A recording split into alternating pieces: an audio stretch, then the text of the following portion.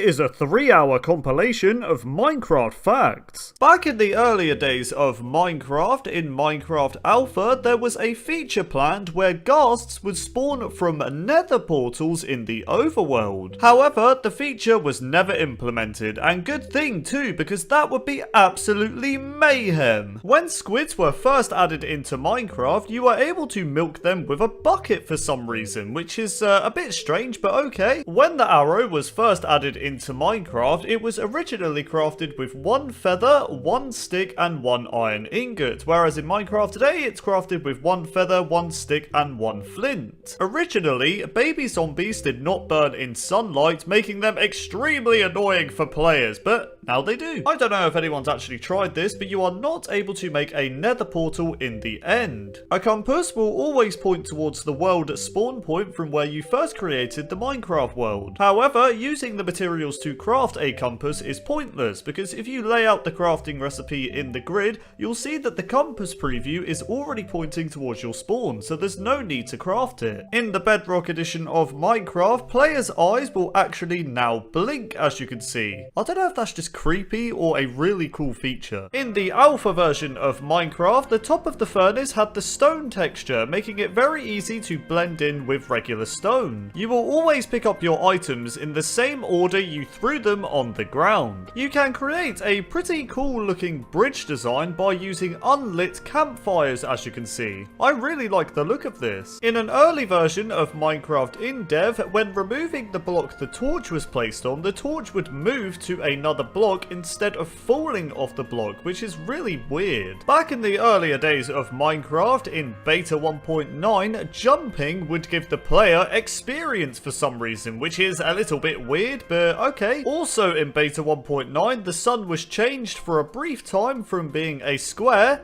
to a circle, looking like this.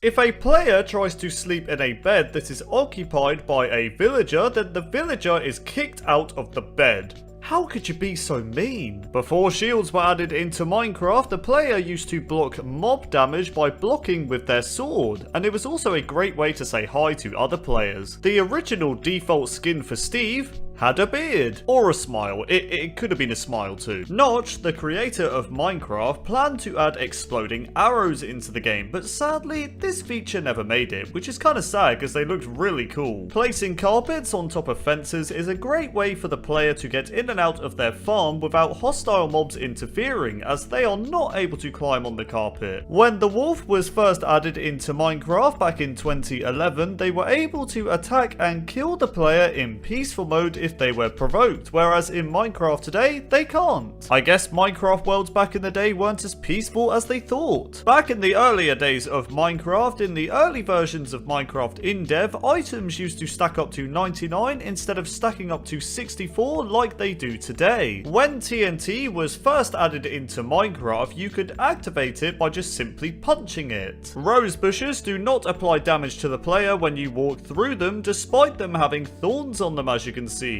Do you think they should change this? Let me know in the comments. In older versions of Minecraft, in creative mode, attacking a hostile mob would actually cause them to be hostile towards you, which was a little bit annoying. I will never stop talking about this until they add this back to Minecraft, and that is that the rose used to be in the game, but they removed it and added the poppy instead. Why? Why can't we just have both? All sunflowers found in your Minecraft world will always face east, making them quite useful for navigation. Endermites will suffocate and die if they are on soul sand. Rest in peace, random endermites. On April Fool's Day, on April 1st, 2014, every player had their Minecraft skin replaced by a villager skin, as you can see, which looks really funny. Unlike tiny slimes, tiny magma cubes can actually deal damage to you, as you can see. If a cauldron is left outside while it's raining, then it will actually slowly fill up with water, as you can see. Destroying obsidian with only your fist takes 4 minutes and 10 seconds to do, and unfortunately I had to do this for the sake of the video, and I wish I didn't.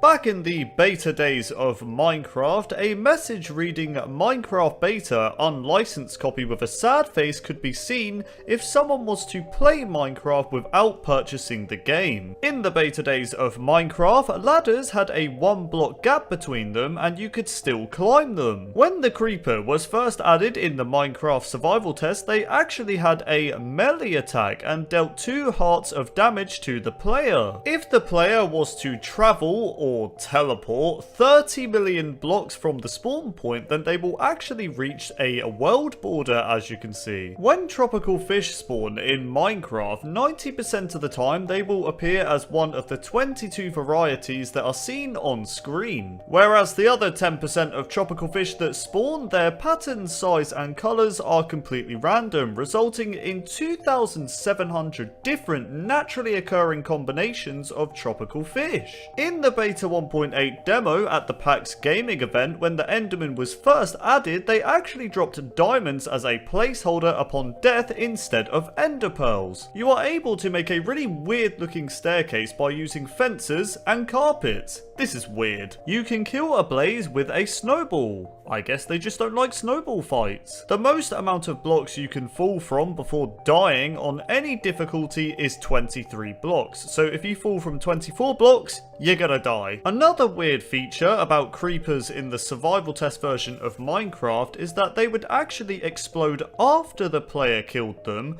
rather than the creeper exploding on the player as a method of attacking you. You can create a weird looking staircase by using cake slicers. When Endermen were first added, they originally had green eyes and emitted black smoke particles, whereas today they have purple eyes and emit purple particles. Gunpowder used to be called sulfur. When spiders were first being created in Minecraft, they were originally brown. Back in the earlier days of Minecraft, the Ghast's fireball actually used to be a snowball that was on fire. There used to be a bug in Minecraft where if you shot yourself with an arrow, your tamed wolves would actually turn on you and begin to attack and kill you. Monoliths were glitched areas of terrain that could be found in Minecraft Alpha, which resembled chunk errors, and they looked like this.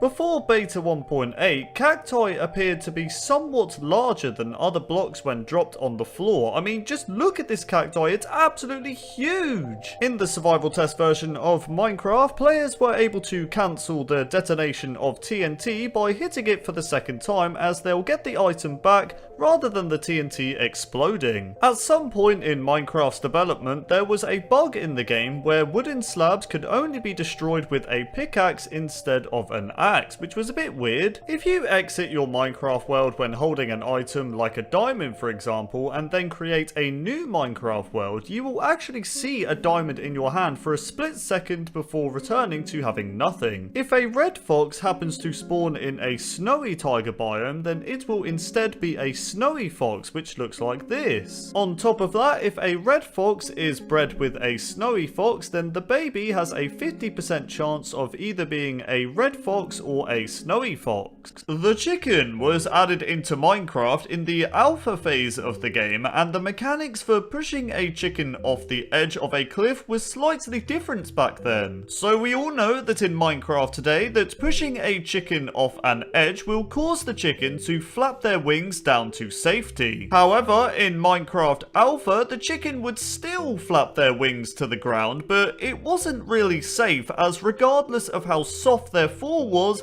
they would still take damage and die. Back in the earlier days of Minecraft, when the snow golem was first added into Minecraft in beta 1.9, there was a bug in the game where the snow golem would throw snowballs at the player if the player was holding wheat in their hand. What do snow golems have against wheat? I just want to make some bread. What's going on?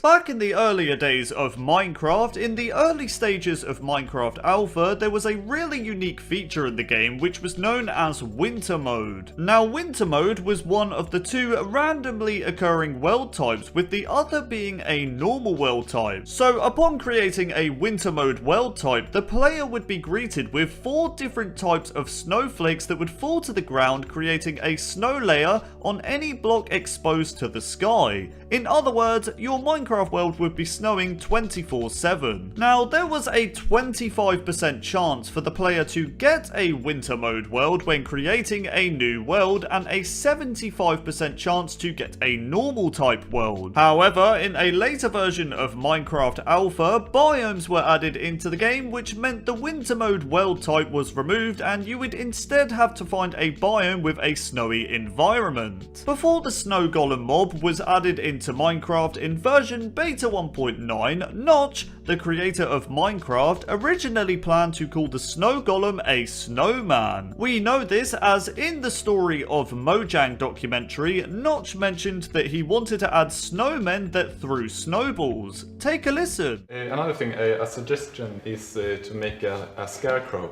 because it would be so fun, because you have like a pumpkin here, yeah, and then some cloth, and then some sticks. It would look very cute. And we should have snowmen as well that throw snowballs. However, after Notch revealed that he would add snowmen into Minecraft, a Reddit user stated he would instead call the mob snow golems, which later became the official name for the mob. If you look very closely, you will notice that the brewing stand, when placed, will emit a barely visible light level of 1. That's right guys, brewing stands provide you with light. Well, not really to be honest, because I still can't see a thing. Throwing a splash potion of any kind on top of your head is more efficient than throwing the potion at your feet, as the status effect from the potion will last slightly longer, as you can see. Back in the earlier days of Minecraft, in the 1.5 update, there was a bug in the game where Ghast would shoot diamond helmets at the player instead of their regular fireball. I mean, if a Ghast was shooting diamond helmets at me, I wouldn't complain. It's free diamonds after all. Well, sort of. The pumpkin stems on regular pumpkins will always face in the northwest direction of your Minecraft world, making them very useful for navigation. Have you ever wondered why there's this small room above the main part of a desert pyramid? Well, I'll tell you. So the second floor of the desert temple actually allows you to perfectly build a fully powered beacon, which is so satisfying. Whether this was done on purpose, I'm not sure, but the second floor is perfect for a beacon. The Piglin Brute mob drops the highest amount of experience points out of any non-boss mob in Minecraft, dropping a total of 20 experience. I mean, I should hope so. These guys are so annoying to kill. The bobbing animation that the Strider makes while walking was initially created by accident. However, the developers thought it was, quote, quirky and fun, so it was added as a feature. In Minecraft, there is currently a glitch in the game when it comes to shields. So if you hold up a shield while entering a nether portal, then something very strange will happen. So once you are in the nether, your shield will always be in use, even when you're not right-clicking on it to hold it up, which is very useful. This is because you can still sprint and use your weapons while the shield is protecting you, so yeah, a very good glitch. If a fox attempts to pounce and kill a chicken in a snow biome, then the fox can get stuck in snow. You okay there, fox? It looks like you could do with a bit of help. A safe and effective way to get ender pearls from endermen is to trap them in a boat. This is because once the enderman is trapped in the boat, they cannot teleport away, which means you're just free to kill them for the ender pearls. I'm not gonna lie, I feel a bit bad. I'm sorry, enderman. Back in the earlier days of Minecraft, slimes were not given the ability to swim, so whenever they entered the water, they would just slowly sink to the bottom and eventually drown, which made me very sad. But don't worry, in Minecraft today, slimes have had swimming lessons and they can swim around and attempt to kill you, which is just lovely. When the player places down an enchanting table and uses it for the first time, the first level 1 enchantment for a bow will always be power 1. In Minecraft Bedrock Edition, there is an exclusive feature in the game when it comes to campfires. So if the player stands on an unlit campfire while they're on fire, fire, then the campfire will actually become lit, which is a nice attention to detail, to be honest. In Minecraft Java Edition, however, this feature is not a thing. This is the first ever screenshot released for wolves in Minecraft. As you can see, they have noticeable differences, such as having different fur color on the head part of the texture. Despite the netherite pickaxe being the strongest and most durable pickaxe in Minecraft, the gold pickaxe is still the pick that mines blocks the fastest. In Minecraft, it is actually possible to get out of the world border by using boats. Just simply place a boat next to the world border, get into the boat, and bam, you'll be outside the world border. Be careful though, because you might die. Back in the earlier days of Minecraft, in the early versions of Minecraft in dev, the crafting table block was not yet added into the game. So did this mean players could not craft items at the time? Well, not exactly. So in dev, if you press the B key on your keyboard, you would open a 3x3 crafting interface as if you were using a regular crafting table. Additionally, when you opened your regular inventory at the time by pressing I, you'll notice that there's no 2x2 crafting grid to craft smaller items. So yeah, despite there being no physical crafting table in Minecraft in dev, you could still craft items by pressing B. So we all know that if you hit a zombified piglin, then things will get a little bit crazy, as all the other zombie piglins will become hostile towards you. And if you ask me, that's not fun at all, it's just very scary. However, if you manage to kill a zombified piglin in one hit, then the rest of them won't become aggro towards you, which is a very relieving feeling. Yeah, that's right, I bet you had no idea that I killed your mate just a few seconds ago. Anyways, let's just move on before he thinks I'm sus. If a creeper is inflicted with a potion effect and proceeds to explode, it will leave behind a lingering form of said potion, which in my case is poison. In Minecraft multiplayer, if your friend crouches by the ocean, then the water itself becomes see-through when you look through your friend's name tag, which is rather strange. Thanks for the help, Derpy Whale. I'm able to see underwater a lot easier. Wait, speaking of water, get back in the water, you're a whale. In Minecraft, you are able to create snow golems underwater, but it's a pretty pointless task as they'll just instantly start dying. I'm sorry mate, I had to do it for the purpose of the video, please forgive me. However, for some reason you are not able to create iron golems underwater, even though the spawn concept is the same as a snow golem. What gives, man? I'm just staring at a pumpkin. This isn't what I want an iron golem to hold a poppy out for me. When the sign was first added into Minecraft in 2009, they could only be spawned in as entities, and this was done by pressing the B key on your keyboard. Once spawned in, they would always say, "This is a test of the signs, each line can be 15 characters." But yeah, these signs just look really weird as entities. As you know, if you have a dirt block on top of a chest, then you are not able to open it. However, if you use a hoe on the dirt, then you are in fact able to open the chest, as you can see. The reason why I'm talking so quietly right now is because I'm recording this fact at 4 in the morning. Anyways, moving on. Back in the earlier days of Minecraft, before version 1.8, the chiseled stone brick was considered to be one of the rarest blocks in the game. This was due to the chiseled stone brick not having a crafting recipe and could only be found naturally generated in a jungle temple structure, which are also quite rare as well. If you look closely at the Hoglin's texture, you'll notice that it has one nostril bigger than the other. Looking good, Hoglin? Wait, what are you doing? What are you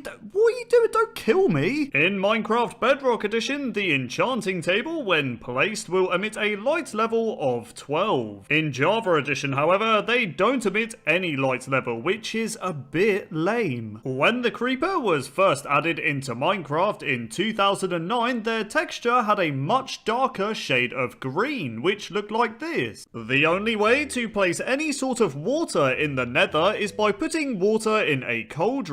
Not sure why or how this is possible, but fair enough. If you throw a trident with the loyalty enchantment while having a full inventory, then the trident will just follow the player around. Iron golems are not able to drown in water. You okay there, mate? I think he's fine. Putting an armor stand on top of a fence will cause the armor armor stand to float, which looks rather strange. When the Endermite was first added into Minecraft in version 1.8, they used the exact same model as the Silverfish mob, but was just a different color. The feature of players being able to crawl in 1-block gaps was actually created by accident. However, Mojang liked this accidental feature so much that they decided to keep crawling in the game. Back in the earlier days of Minecraft in beta 1.8, a bug existed in the game in creative mode. So for some reason, players were able to hit mobs with their sword from a very long distance away, which was just a little bit weird. I mean, just look at this. How is this even possible? Grass paths are a great way to hide your items in Minecraft, as you can transport items into hoppers through the grass path due to them not being a full block. Brown mushrooms are unique as they will emit a light level of 1, whereas red mushrooms do not emit anything. If gravel falls onto soul sand, then the gravel will break. You can reduce a creeper's detection range by 50% if you are wearing a creeper head. I guess the creeper thinks you're one of them. Oh wait, never mind, he still wants to kill me. The crafting recipes for boats are the only recipes that can be unlocked in the recipe book without having any items. All you do is just simply jump into water. When Minecraft became 10 years old, all cakes in the game had a number 10 on it, which looks like this. Bats will still fly away from the player if they are under the invisibility effect. I mean, bats in real life have amazing hearing, so it makes sense.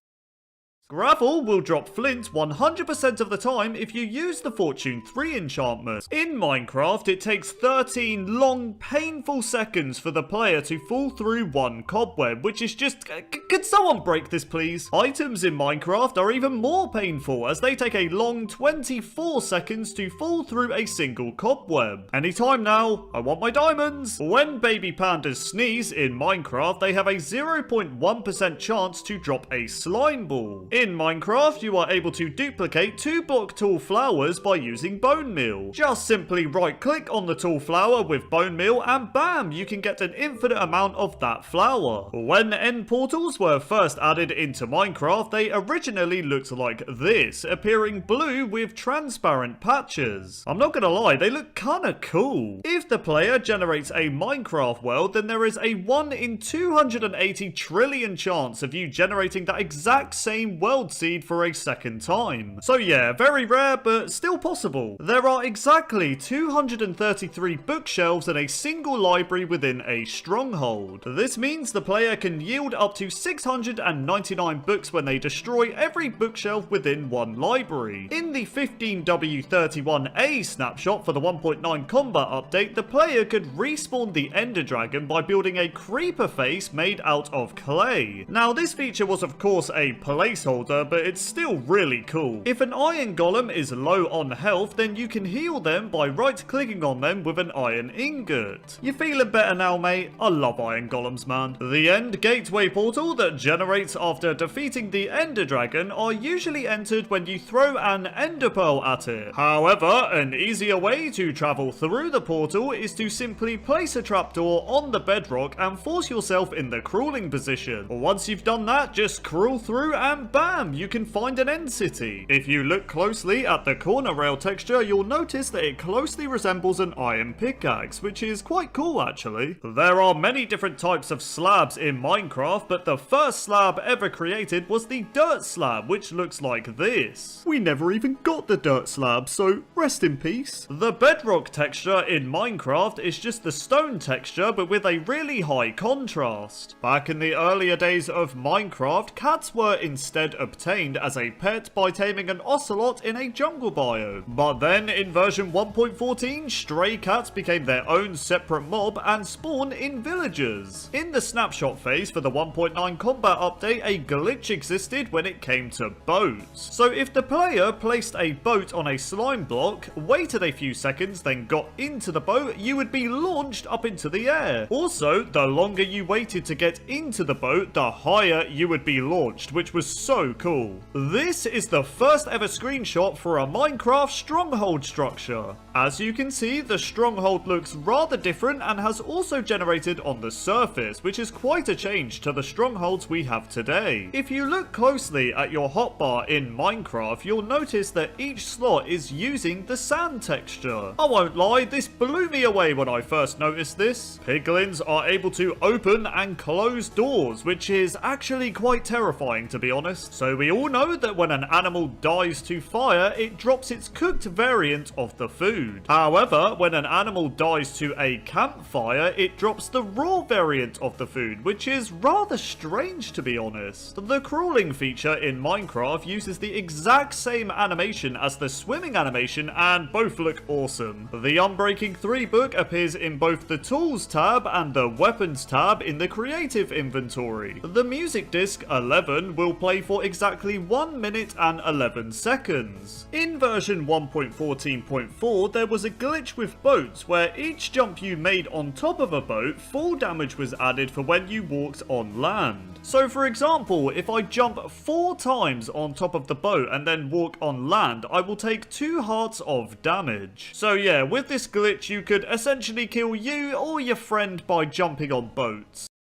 The default color for a tamed wolf is red. However, in version 1.8, the default color for a tamed wolf was changed to orange for some reason. Trying to generate a seed using the number 0 will just give you a random seed number. This means that getting the number 0 seed is impossible, right? Well, actually, no. So if you generate a world using the following seed, then type /seed within the world, you'll notice that the seed number is in fact 0, which shows that it is possible to get the 0 seed. When the Killer Bunny was first added into Minecraft, it had a 1 in 2,500 chance to naturally spawn in your world. However, nowadays it's just an unused mob and you can only spawn it in using commands, which is a bit of a shame to be honest. If you smelt a wet sponge in a furnace, then put a bucket in the furnace, then the bucket will be filled with water when the sponge is finished smelting. Back in the earlier days of Minecraft, in the alpha and beta days of the game, skeletons used to hold their bows like this, which looked really weird. Sheep are still able to eat grass through slabs. How on earth are you doing this, mate? The rarest biome in Minecraft is the modified jungle edge, which is an extremely rare variation of the jungle biome. This biome is so rare that it only covers a millionth or 0.0001% of the Minecraft overworld. As some of you know, when chests were first added into Minecraft, they were a full block looking like this. But did you guys also know that the old double chest had a black outline going down the middle, which looked like this? Double chests in Minecraft today do not have this black outline. The Elytra wings are actually a reference to the wing cap item Mario wears in Super Mario 64. Great game, by the way. When Endstone was first added into Minecraft, it used to drop cobblestone as a placeholder. Cats in Minecraft are slightly smaller than ocelots. In Minecraft Bedrock Edition, there is an exclusive feature where leaves will turn to a white frosty color when it is snowing.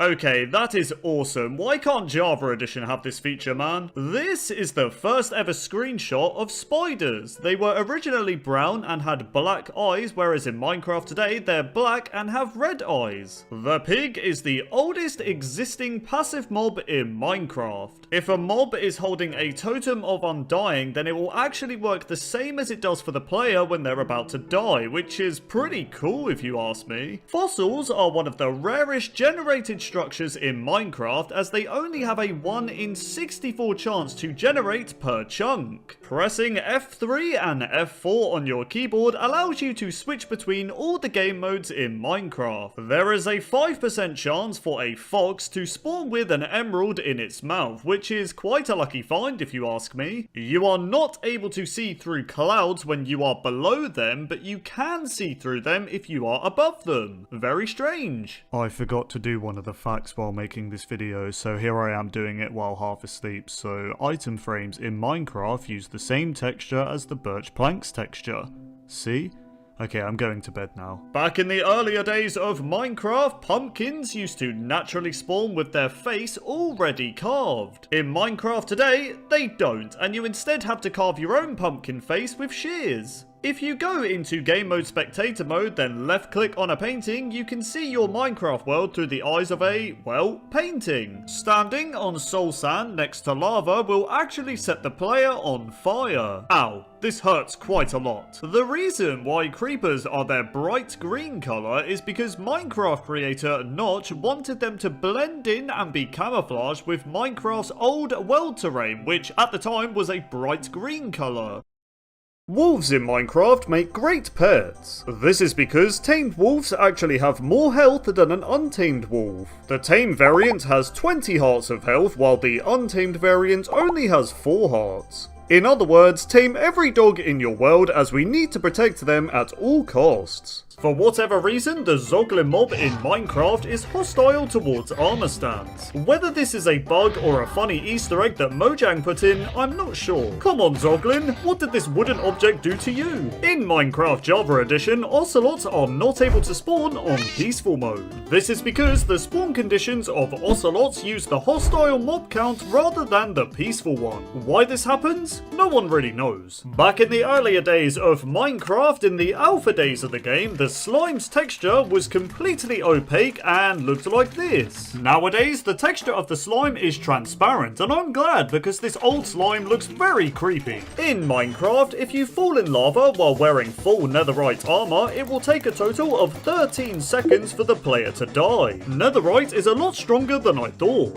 Are you using potions to their full potential? In Minecraft, if you throw a splash potion at your feet, it's much less effective. But throw that very same potion above your head and you'll see that you get the max duration effect of that potion. Believe it or not, mushrooms were the first ever food to ever be added into Minecraft. That's right, in the survival test version in 2009, the brown mushroom would restore 2.5 hearts of health when you ate it. You could also eat red mushrooms, but it would do the opposite effect and cause you to lose 1.5 hearts of health. The buried treasure chest is considered to be a structure in Minecraft. And because of this, the buried treasure chest is the smallest structure in the game, measuring only 1 cubic meter. In version 1.9, end cities were added to the game, which included the end ship. What's interesting is that in snapshot 15W31A, a beacon with a speed effect can be found within an end ship. Why a beacon could be found in this end ship will remain a mystery forever. This is a netherite beacon. It's widely considered to be the ultimate flex in Minecraft. Why is this? Well, if you do the maths, to create a fully powered netherite beacon, you are going to need a lot of ancient debris and gold ingots. And by a lot, I mean you'll need a total of 5,904 of both ancient debris and gold ingots. Only then will this allow you to craft the 164 netherite blocks that are needed to complete the beacon. So if you think that you can pull this off in survival mode, then you are truly a dedicated player. Horses are a great way to travel in Minecraft. Now, there are many horse skin patterns that you can find in your world, with a total of 35 different variants to find. If you are a Minecraft veteran, then you'll recognize the old blacksmith structure from the village. While many thought the original blacksmith was removed when villagers were overhauled, it's actually still in the game. As you can see, the current blacksmith structure resembles the architecture of the original, so it wasn't really removed, it just had a glow up. Sweet berry bushes are useful as they can absorb your full damage when you land on them. You will, however, start taking damage from the bushes themselves, so be careful. The nether brick is the only block in Minecraft that has both a wall and a fence variant. You are definitely spoiled for choice with these nether blocks. Back in the earlier days of Minecraft, in alpha and beta, armor worked completely differently and was a little weird. This was because the protection of your armor was based on the amount of durability it had and not by the armor type. This means if you had diamond armor with low durability, it would hardly protect you, making armor types kind of useless back in the day. In Minecraft, Minecraft, there is a weird feature where baby piglins will never grow up into adults. Since piglins aren't considered undead mobs, it doesn't really make sense for the baby variants to not become a normal piglin. I guess you'll be a baby forever, man. Sorry. Here, have some gold. There are many items in the game that you can use as fuel to power a furnace. But one of the more strange items you can use in a furnace is a daylight sensor. So considering how expensive it is to craft, it's not really worth it.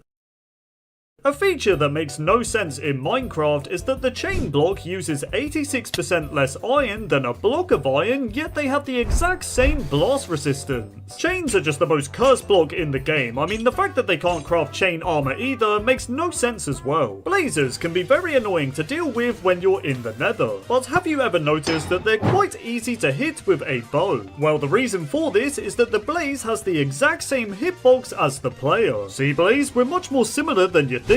You can stop burning me now. In Minecraft, if you look at the bottom part of the crafting table, you'll notice that it uses the oak plank texture. But back in the earlier days of Minecraft, in the in-dev phase, the bottom texture for the crafting table used an oak log texture. Why does this look so unbelievably cursed? I can't unsee it now. Pickaxes are stronger in Bedrock Edition. This is because every pickaxe in Bedrock has one more durability point than its Java Edition counterpart. I guess you Bedrock players can flex that your netherite pickaxe is stronger. It's not fair, man. Snow golems are known to leave their snow trails on the ground when they wander about. However, this is not the case for soul sand, as snow golems will not leave any snow trails when they walk on the creepy block. Why this happens, I have no idea. Armor stands in Bedrock Edition are a lot cooler. This is because the arms and legs can be changed into 13 different poses by interacting with the armor stand. Why can't Java armor stands be like this, man? They're so boring. Zombies hate turtles. This is because zombies will stomp and crush every turtle egg they find in their path. But did you also know that zombies aren't the only mobs to hate turtle eggs? That's right, in Minecraft, Alaze will also destroy turtle eggs when they are on top of them. How can such a tiny flying creature cause such harm to a turtle egg? It's horrible. In Minecraft, villagers are able to wear armor. This can be useful if you want to protect them. This can be done by putting the armor in a dispenser and then dispensing the armor onto a nearby villager. Now, the armor itself won't be visually visible, but it will work as intended. Another cool fact about villagers is that zombies hate them so much that they are able to still track and hunt down a villager when they are under the invisibility effect. I mean, you've got to give the zombie credit, it's quite smart. Minecraft is very big in China, and what's interesting is that they have their own unique Minecraft logo that looks like this. But when translated, it doesn't actually say Minecraft and instead says My World. Obsidian is already painful to break with a diamond pickaxe, but have you tried doing it with your bare hand? First of all, don't bother, because you won't get the obsidian, and secondly, it takes a total of 4 minutes and 10 seconds to destroy. But if you want to lose your mind in Minecraft, then this is a perfect way to do it. So we all know that if a block is placed on top of a chest, then you're not able to open said chest. However, for whatever reason, when a block of redstone is placed on top, you are still able to open the chest despite the redstone being a full block. And finally, when the endermite was first added in the 1.8 snapshot, its texture used a recolored version of the silverfish, which looked very strange. But then in a later snapshot, we were given the endermite we know and love today. Rabbits in Minecraft used to be a lot bigger than they are today. Here are rabbits now, looking very small and cute, and here they are when they were first added. Absolutely huge and still cute. Not only did rabbits used to be bigger, they also used to have a lot more health. So when rabbits were first added in 1.8, they used to have 5 hearts of health. Nowadays in Minecraft, rabbits only have 1.5 hearts, so it was quite a change. In Minecraft, if you want to grow a farm in a cold biome, then you can actually use leaves to waterlog the water. This is useful as it will permanently prevent the water from freezing, so you're able to grow wheat while being surrounded by lovely snow. In Minecraft, if you die and lose your items, items or drop your items on the floor, the time in which they will despawn is exactly 6,000 in-game ticks, or in other words, 5 minutes. So if you die deep down in a cave, then you better act quickly. In Minecraft, using tools for things where they're not meant to be used will do double the durability damage. An example is using a pickaxe to kill a mob. So if I hit this zombie with an iron pickaxe, it will lose 2 durability points instead of the usual 1. When potions were first added into Minecraft in version beta 1.9, they were originally brewed and created using cauldrons. However, this potion making system was seen as too complex and not user friendly, and Mojang decided to change it. This led to the familiar change of potions being made with brewing stands, and that's how it remains today. Armor stands are really cool. This is because if an armor stand is wearing boots with the Frostwalker enchantment, then the enchant will actually work. Simply push the armor stand across water by using a fishing rod and you'll see that the water will turn into ice. Back in the earlier days of Minecraft, coal ore was really weird, and here is why. So in the survival test version of the game, coal ore when mined would drop stone slabs instead of getting the coal itself, which was quite strange. Where's my coal, man? I feel scammed! In Minecraft, if TNT is activated in the sky, it can fall up to a total of 72 blocks before it explodes. I feel like you could cause some mayhem in your world by knowing this information. When the axe was first added into Minecraft in 2009, it looked really weird, and here is why. So the axe in Minecraft InDev used to be double-sided, looking like this. However, this didn't last too long, and the axe's texture quickly got cut in half. Back in the earlier days of Minecraft, in the console edition version of the game, there was a really cool Easter egg in one of the tutorial worlds. So on the TU19 tutorial world, there was an island northeast side of the world that had a remake of Stampy's house from Stampy's Lovely World. Let me know in the comments if you used to watch Stampy. He was a lot of people's childhood YouTuber. Next time you're looking at an end crystal, pay close attention to the symbols. At first glance, it just looks like gibberish, but when you take the textures and put them in the correct order, it almost appears as if it's spelling out Mojang. Okay, this one's actually really cool. There's so much detail in this game, man. Fishing rods are weird. This is because the maximum distance the player can get between the fishing rod bobber and themselves is 33 blocks. Any further and the bobber and fishing line will disappear. If the player is fishing in an area that doesn't have access to the sky, then the wait time for catching a fish is doubled. However, if you decide to go fishing on a rainy day in Minecraft, then the catch rate for a fish is twice as high. In other words, always fish when it is raining. In Minecraft, you are not able to see smoke coming from a campfire if you look at it through stained glass. This is kinda weird and makes no sense. So we all know that naming a mob will prevent them from despawning. With that said, this name tag feature doesn't apply to the Wandering Trader. In fact, the Wandering Trader is the only mob in vanilla Minecraft that can still despawn if it has been named with a name tag. In Minecraft, flowing lava is not able to turn water into obsidian if the water has bubble columns in it.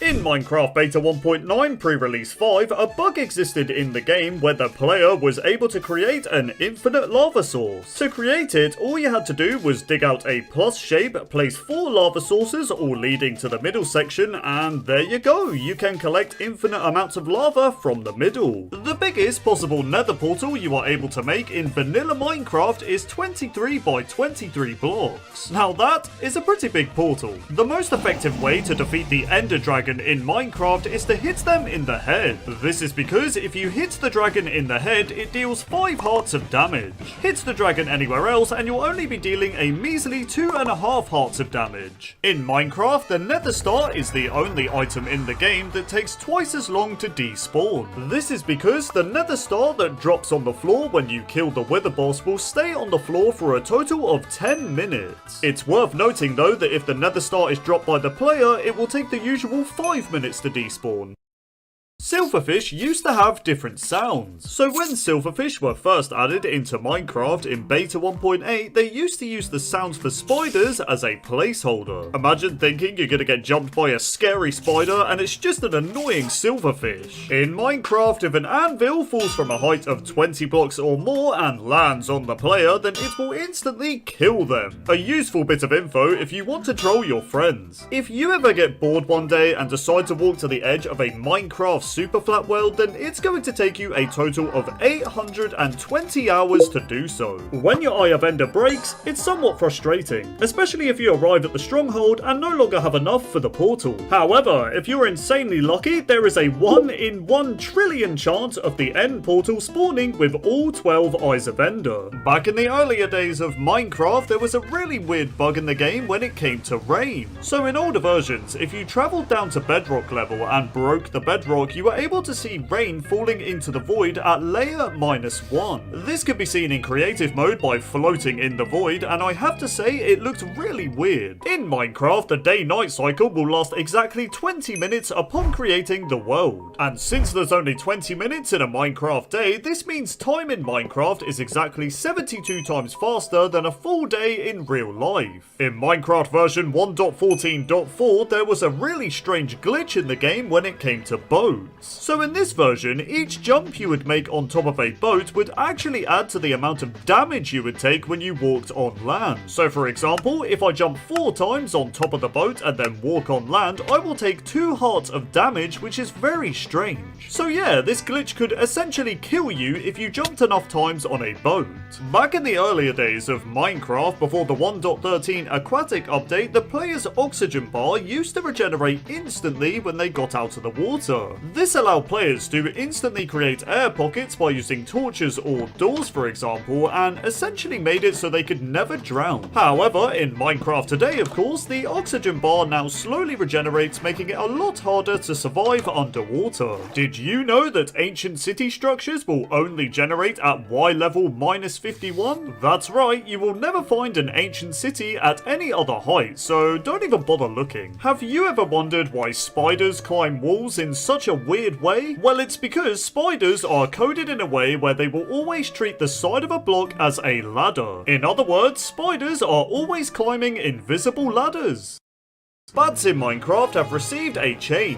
So in the upcoming 1.20.3 update, the bat has had a complete model and texture change in order to prepare for Halloween. With that said, many players probably won't even notice this change, as bats are one of the most useless mobs in Minecraft. They still look really cool though, and a lot better than the old texture. Everyone knows that there is a 1 in 8 chance of you hatching a baby chicken from an egg. But did you know that there is a 1 in 256 chance of 4 chickens spawning from a single egg? So we all know that the cave sounds in Minecraft are some of the creepiest ambient sounds that are found in the game. But one cave sound that stands out as sounding absolutely terrifying is cave sound 14. What makes this cave sound even creepier is if it's run through a spectrogram, a creeper face will appear. There's no other way to describe this image other than creepy. In the afternoon of a Minecraft day, all adult villagers will gather at the village bell for a town meeting. This is actually a nice attention to detail and gives villagers a lot more personality. Speaking of villager schedules, at sunset, most villagers in the game will lay down in the nearest bed and remain there until morning. However, the green nitwit villager will stay up later before sleeping and also wake up later in the morning. Why is this green nitwit villager literally me? I mean, I go to bed at like 4 AM. Back in the earlier days of Minecraft, before version 1.8, the chiseled stone brick was considered to be one of the rarest blocks in the game. This was due to the block not having a crafting recipe at the time and could only be found naturally in a jungle temple structure. And since jungle temples were somewhat rare in themselves, it made the chiseled stone brick very difficult to come by. Before version 1.8, slimes were not given the ability to swim, so whenever they entered the water, they would just slowly sink to the bottom and eventually drown, which made me very sad. But don't worry guys, in Minecraft today, slimes have had swimming lessons, which means they can swim around in the water and attempt to kill you, which is just lovely. During the Halloween event between October 20th and the 3rd of November, bats can spawn at a light level of 6 or less instead of the usual 3 or less. So during Halloween, you will see a lot more bats, which is very spooky. The Halloween event doesn't just increase the quantity of bats, it also increases the chances of encountering hostile mobs during the day. This is because mobs such as zombies, zombie villagers, skeletons, and strays will sometimes spawn with pumpkins or jack-o'-lanterns on their head. This makes playing Minecraft during Halloween a lot more dangerous, as the pumpkins will prevent the mobs from burning during the day. With that said, it is an extra way to gather pumpkins, as any of these mobs killed with a looting sword have a chance to drop these pumpkins upon death. Minecraft splashes are always full of secret messages and hidden details, and the Halloween event is no different, as on Halloween itself, the only splash that will appear will say, "Ooh, spooky." Okay, I don't know if that was scary or just cringe. Probably a bit of both, to be honest. I don't know about you, but I always like Minecraft from December 24th to the 26th. It just feels very Christmassy. That's right, during Christmas time, chests and double chests are wrapped up to resemble Christmas presents. I just hope you don't find a lump of coal in your chest. Remember that spooky splash text that only shows on Halloween? Well, during Christmas Day, the only splash that shows is Merry Xmas, which is a bit nicer and doesn't give me the chills. In Minecraft, there is a secret banner pattern that displays the old Mojang logo. To create this banner design, it's pretty expensive, as it requires an enchanted golden apple. What's interesting is when you create this banner design, it's labeled as the Thing banner pattern. It's called this because the direct translation of Mojang means gadget or thing. The Nether contains a variety of creepy biomes, with each biome containing their own disturbing ambient sounds. But one biome that stands out in particular in the Nether is the Crimson Forest. This is because the ambient sounds used within the Crimson Forest biome were actually created by using balloons. Wow, I never thought they could make balloons sound so creepy. Guys, I have something to reveal to you. I'm a unicorn. That's right, there's a command in Minecraft that lets you wear certain items on your head, so you can become a unicorn, chew your favourite bone, or even have some wooden glasses. Is this fence gate going to give me a splinter? It better not. The Killer Bunny is a strange mob in Minecraft. When the Killer Bunny was first added, it had a 1 in 2,500 chance to spawn naturally in your world. The Killer Rabbit was completely hostile, dealing 4 hearts of damage to the player. In a later version, the Killer Rabbit was removed and became an unused mob, and now you can only spawn it in using commands. The reason for the Killer Bunny's removal was because Jeb said it had been referenced in too many games and was pretty much a random death event that didn't belong in Minecraft. This confirms that the Killer Rabbit was only added to Minecraft as a joke and not a serious mob that belonged in the game. I mean, after all, the Killer Bunny is a reference to the Rabbit of Kerbanog from Monty Python and the Holy Grail. I think the Killer Bunny should have stayed personally. It would have been pretty funny to die to a rabbit. Minecraft developers love to leave their signatures in the strangest of places. For example, you can find the word Surge in an unused area of the armor stand texture, which is to give credit to the original creator of armor stands, who is Surge. In Minecraft, there is a cool Easter egg to do with evokers and sheep. So if an evoker sees a blue sheep, it will turn it into a red sheep while uttering the phrase "Woolaloo." That was hard to say without laughing, I can't lie. Now, this evoker Easter egg is a direct reference to the priest unit from Age of Empires 2, where they would utter the phrase "Woolaloo" while converting their enemy units to their side while simultaneously changing their colour. Minecraft doesn't just have Easter eggs from Age of Empires, there's also a reference with Mario 64. That's right, the behaviour of the Elytra item in Minecraft is actually a direct reference to the wing cap item that Mario uses in Mario 64. This Minecraft cake is a lie, or at least that's what it used to be. So back in the earlier days of Minecraft, when crafting a cake, you could obtain an achievement that was simply called The Lie. Now this cake achievement is a direct reference to the "cake is a lie" catchphrase from the popular video game Portal. Have you ever tried to name a Vindicator Johnny? Well, if you haven't, then don't bother, because they become extremely aggressive and will attack any mob and player within sight. The only exceptions are Illagers villagers and ghosts. They don't care about them. This name tag Easter egg is a reference to the movie The Shining with the infamous quote, "Here's Johnny, here's Anthony, subscribe." There is a secret rabbit in Minecraft, and no, I'm not talking about the killer bunny. So if you rename any rabbit in your world Toast, then its texture will completely change to this. This texture is a reference to user XYZen420, who asked Ryan Holtz, the creator of Rabbids, to make this skin look like his girlfriend's lost rabbit. This Easter egg served as a nice little memorial for Toast. Next time you're looking at an end crystal, pay close attention to the symbols. At first glance, it just looks like gibberish, but when you take the textures and put them in the correct order, it almost appears as if it's spelling out Mojang. Okay, this one's actually really cool. There's so much detail in this game, man. Minecraft developers aren't the only ones that like to leave their little signatures in the game. That's right, the Ghast mob doesn't have a secret signature with its texture, but with the sound it makes. This is because the sounds Ghast make are taken from C418's Cat, who is the composer of Minecraft's original soundtrack. So we all know that the cave sounds in Minecraft are some of the creepiest ambient sounds that are found in the game. But one cave sound that stands out as sounding absolutely terrifying is Cave Sound 14. What makes this cave sound even creepier is if it's ran through a spectrogram, a creeper face will appear. There's no other way to describe this image other than creepy. Do single coloured sheep bore you? Well, if they do, try renaming them to Jeb_. This name tag Easter egg will cause the sheep to become a rainbow sheep.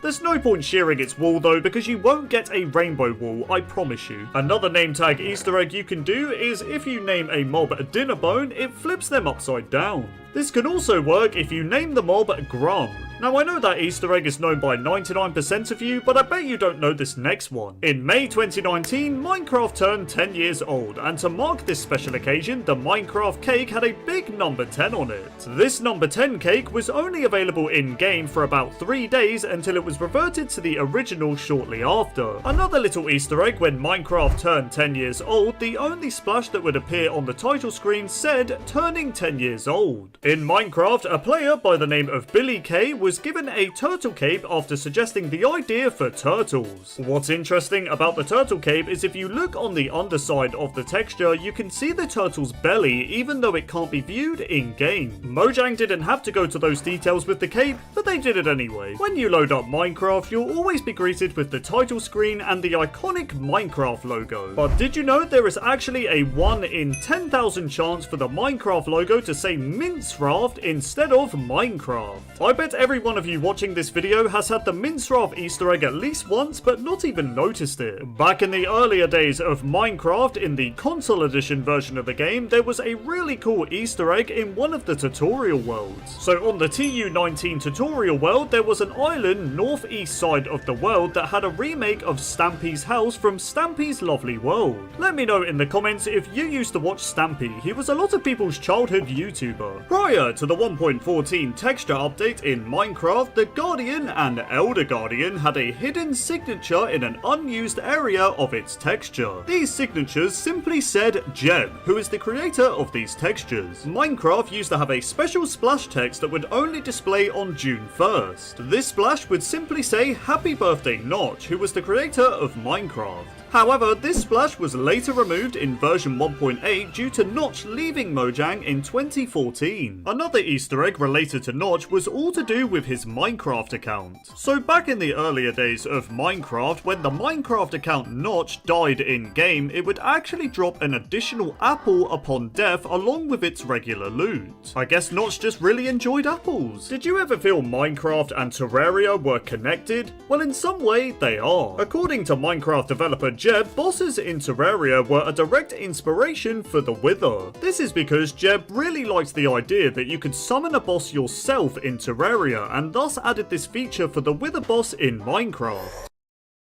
Back in the earlier days of Minecraft, the netherite items actually had much different textures. That's right, in early versions of the Nether update, the netherite tools and armor had a diamond-like appearance to their texture. These old textures were likely a placeholder, which means we now have the netherite items we have today. The image you see on screen is the first ever known screenshot of the Enderman in its early development back in 2011. Now I have to say, when you zoom in on this early Enderman, it definitely looks a lot more ominous and creepy. So we all know in Minecraft today, Endermen will teleport away if they come into contact with water. However, back in the earlier days of Minecraft, in the beta days of the game, Endermen did not attempt to teleport away from water and would instead just die. This meant players, when exploring their world in beta, would find numerous ender pearls in different bodies of water. It was quite sad when you think about it, because every time you'd find an ender pearl in water, you just knew an enderman had died there. So we all know in Minecraft, you can fall from any height in a boat and you won't take any fall damage. However, a bug used to exist in the game where your boat would get destroyed and you would die if you fell from specific heights in the boat. For example, if you fell from 49 blocks tall in a boat, then the fall damage would not be negated and your boat would just get destroyed and you would of course die.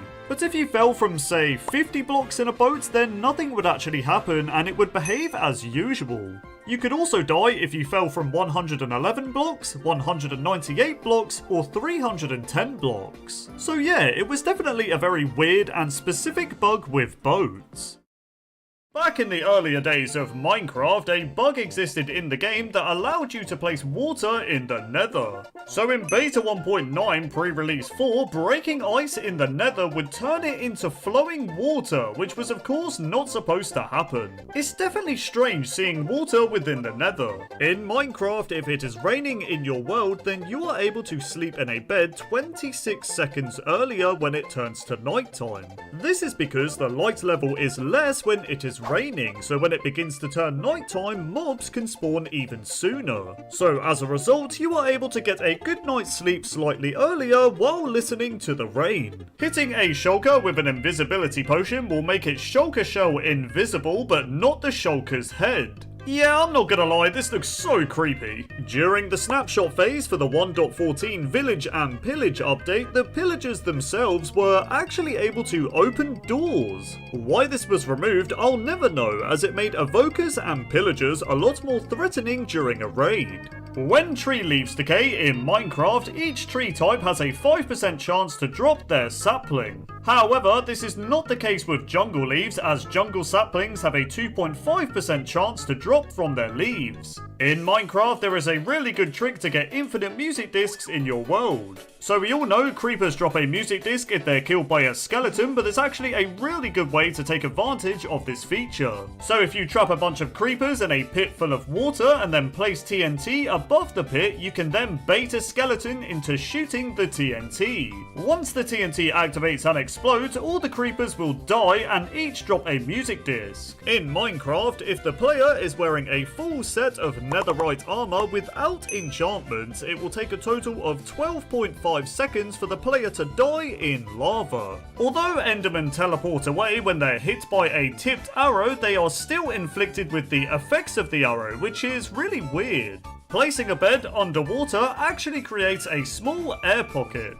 This means the player can sleep in a bed underwater without the worry of drowning, which is, interesting. In Minecraft, we have 3 different pumpkin variants: the uncarved pumpkin, the carved pumpkin, and the jack-o'-lantern. But did you know that uncarved pumpkins were added years after the carved pumpkin and jack-o'-lantern? That's right, the carved pumpkin was simply called a pumpkin at the time and was added back in Minecraft Alpha in 2010. You could also find naturally generated carved pumpkins in your world in Minecraft Alpha, which is weird to look back at now since the pumpkins you find today are uncarved. But yeah, the uncarved pumpkin wasn't added into Minecraft until the 1.13 aquatic update in 2018. I can see why the carved pumpkin is angry at the uncarved one. It took 8 years for it to be added. If you stand on top of a fence, you'll notice there's a big gap between you and the fence. This is because the top of a vent has the hitbox of 1.5 blocks, which is kinda strange. Back in the earlier days of Minecraft, in the early versions of Alpha, going into third person F5 mode was kind of buggy. This was because every time you entered third person mode in early Alpha, you would be surrounded by a bunch of water particles which looked really weird. In Java Edition, sticks can be crafted into ladders to gain a slight bonus in fuel efficiency when using a furnace. This is because 7 sticks can smelt 3.5 items in a furnace, whereas if you use the 7 sticks to craft 3 ladders, 4.5 items can be smelted instead. If you look closely at the hotbar square textures, you'll notice that it's just a sand texture with low opacity. I'm not gonna lie, this blew my mind when I first discovered this. When the hardcore game mode was announced to be added into Minecraft, Notch actually joked about adding an ultra hardcore mode as well. Now, ultra hardcore meant that the player would lose their Minecraft account if they died on said mode. Now, this was of course a joke made by Notch, but could you imagine the outrage of players if it was real? It would be mayhem! Back in the earlier days of Minecraft, in Beta 1.9 pre-release 3, strongholds were a lot easier to find.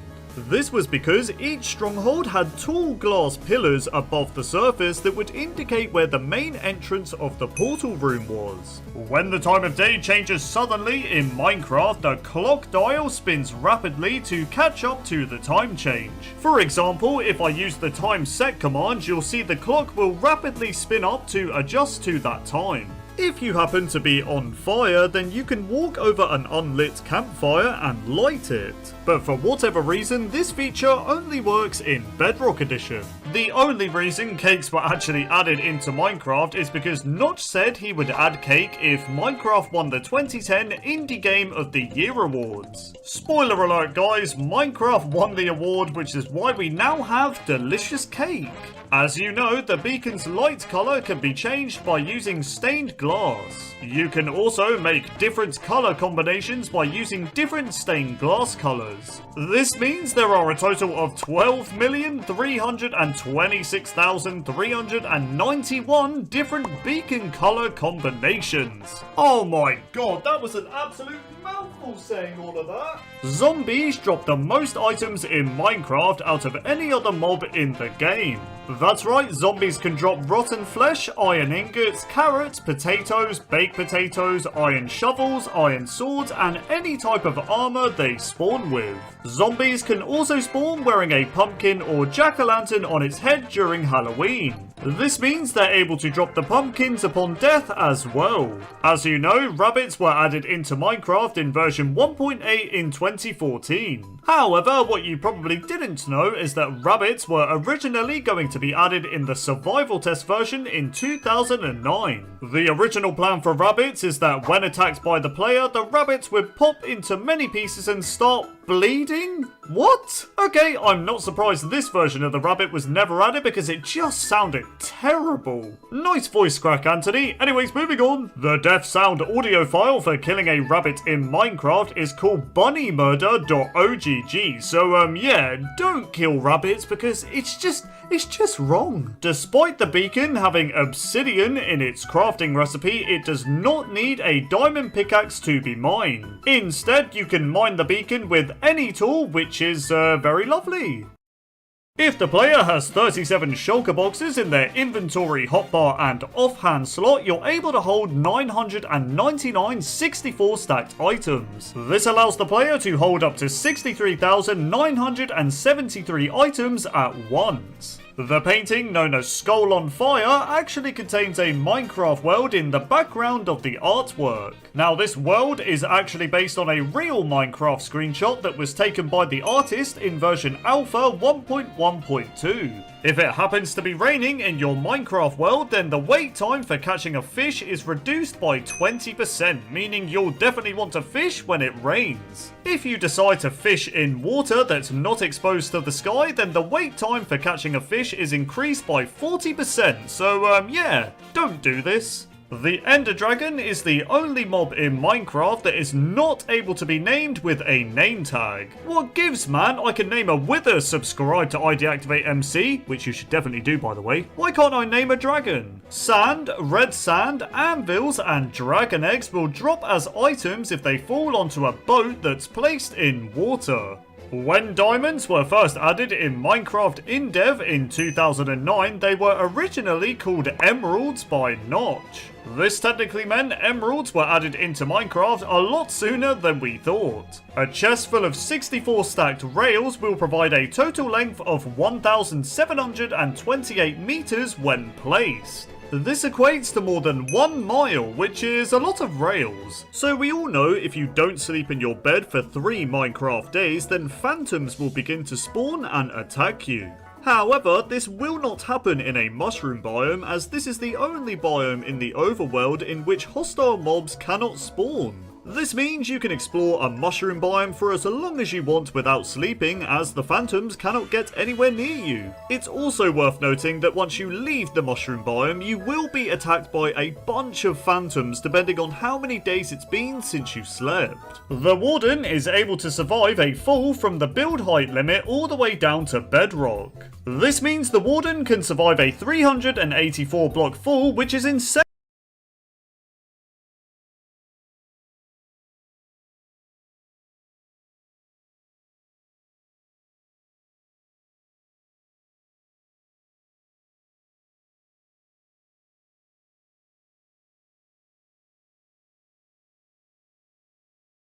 Woodland Mansion is a very rare, dangerous structure in Minecraft. However, if cleared out safely, the loot can be quite rewarding. This is because there are 2 rooms within the mansion that can be generated with diamond blocks. That's right, if you're lucky enough to find the obsidian room, you'll find a diamond block concealed within the obsidian. The other room is the lava room, which contains a glass case with lava inside. Clear out the lava within the glass case and you'll find another diamond block. It's also worth noting that woodland mansions are the only place in which a diamond block can generate. So yeah, they're pretty rare. Hoppers in Minecraft can transfer 9,000 items per hour, which also amounts to 150 items per minute. That's a lot of items. Foxes love to hold items in their mouths. What's interesting is if a fox takes fatal damage and is holding a totem of undying, it will actually use the totem and receive its effects. You got lucky, fox, you got lucky. In Minecraft, bamboo has taken the record of being the fastest growing plant in the game. That's right, bamboo can grow by 1 every 200 seconds and can grow up to a total of 12 to 16 blocks. Those pandas are so lucky, man, they pretty much have an endless supply of bamboo. In Minecraft Java Edition, bats are actually able to spawn more frequently between October 30th and November 3rd. This was obviously done to celebrate Halloween, which is pretty cool. The blue music disc in Minecraft that is known as Wait was originally called Where Are We Now? This was a likely change due to the original name of the music disc being far too long. The first ever splash text to ever be added into Minecraft was known as pre-beta, and it was added in the in-dev phase in early 2010. In alpha, when creating a save, you had a 1 in 4 chance to get the world where it would always be snowing no matter how far you travel. Now if you remember this unique world type, then you are a Minecraft veteran. In alpha and beta, the protection of your armor was entirely based on durability. This meant a badly damaged diamond armor would provide less protection than a fully durable piece of leather armor, which is just that. What is this? This was such a silly feature, and if you remember this, then you are a Minecraft veteran. Spiders used to be OP.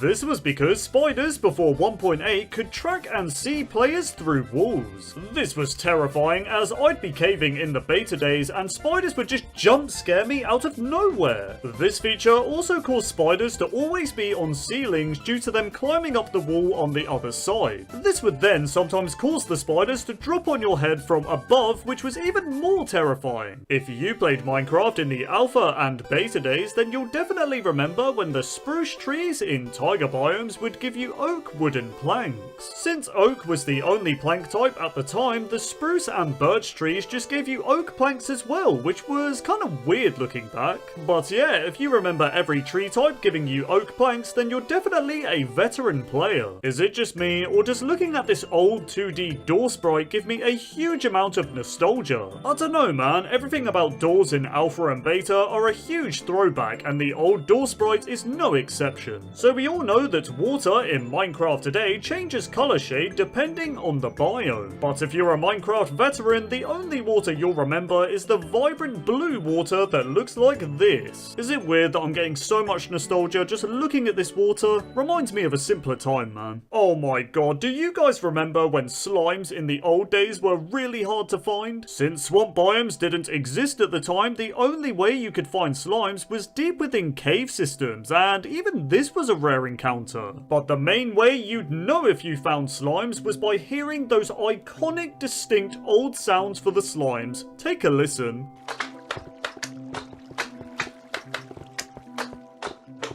Seriously, if you remember these old slime sounds, then you are a veteran player. These are so old. If you were a Minecraft alpha or beta player, then you'll definitely remember when clay was once one of the hardest blocks to find. That's right, with clay being rarer than diamonds at the time, coming across this block was exciting, but also kinda underwhelming, as the only thing you could do with it was craft bricks. Then again, considering how little building blocks we had back then, we weren't really spoilt for choice and couldn't really complain, let's be real. And speaking of bricks, if you guys remember the old texture for bricks from the alpha and beta days, then you're definitely a veteran player. I mean, players at the time had such a divided opinion on bricks, with some saying it was great for building, whilst others said it was straight up ugly. Back in the earlier days of Minecraft, in the alpha and beta days, the only moon that existed in the game was the OG square moon that looks like this. In Minecraft today, there are many different moon phases that can appear at night, but if you're a veteran player, this is the only moon you'll remember seeing. You are definitely a Minecraft veteran if you recognise this spawn point. That's right, this Minecraft map you see on screen is the first known original survival games map that was created by none other than Verida. Not only did Verida create this iconic SG map along with many other maps, he was also the original creator of the survival games game mode itself. What a legend, man. Creates a game mode that is still being played to this day, and created SG-1, which we still recognise to this day. While we're on the topic of the SG-1 map, you may also remember the popular Minecraft survival games event that took place in 2012.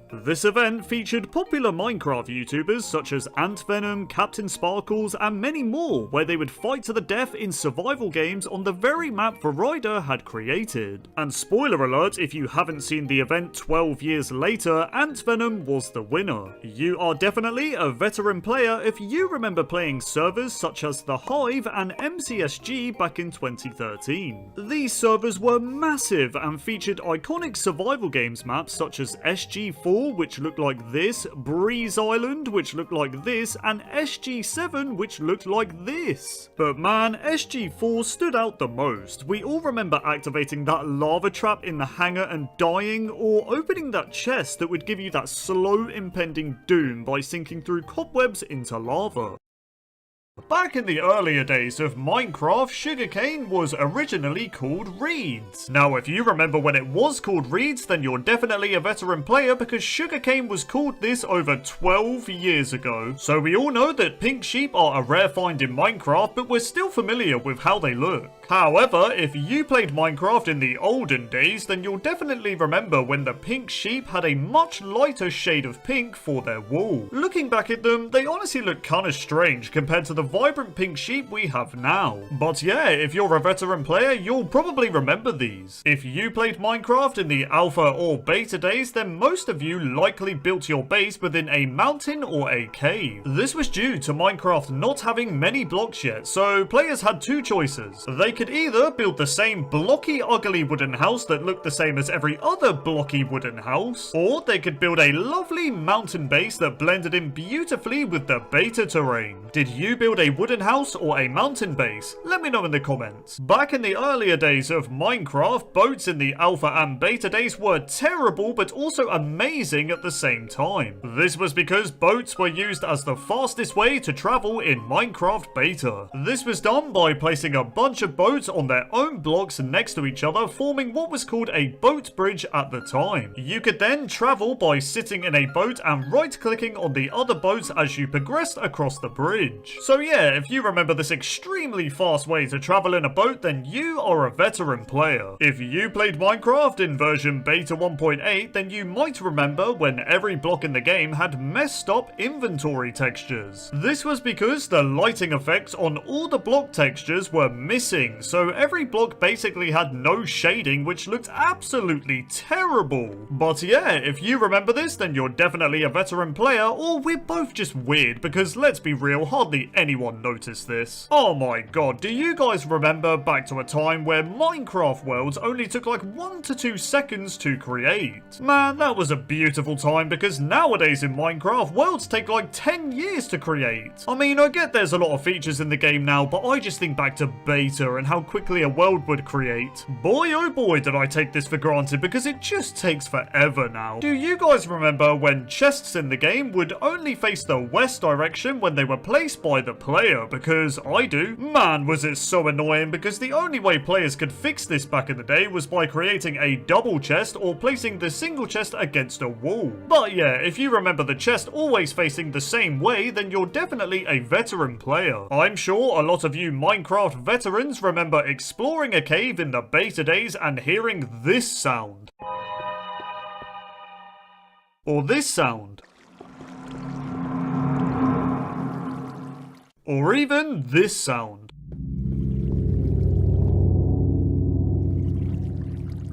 Man, the cave sounds are definitely one of the creepiest things about Minecraft, but there was something even scarier about hearing these cave sounds in an empty, isolating alpha or beta version. If you're a Minecraft veteran, then you'll definitely know what I'm talking about, because alpha and beta was scary, man. Oh my god, do you guys remember the free version of Minecraft Classic that you could play on the Minecraft website? This was awesome, man. It was a great way for players who couldn't afford Minecraft to try out the basic building aspect of the game.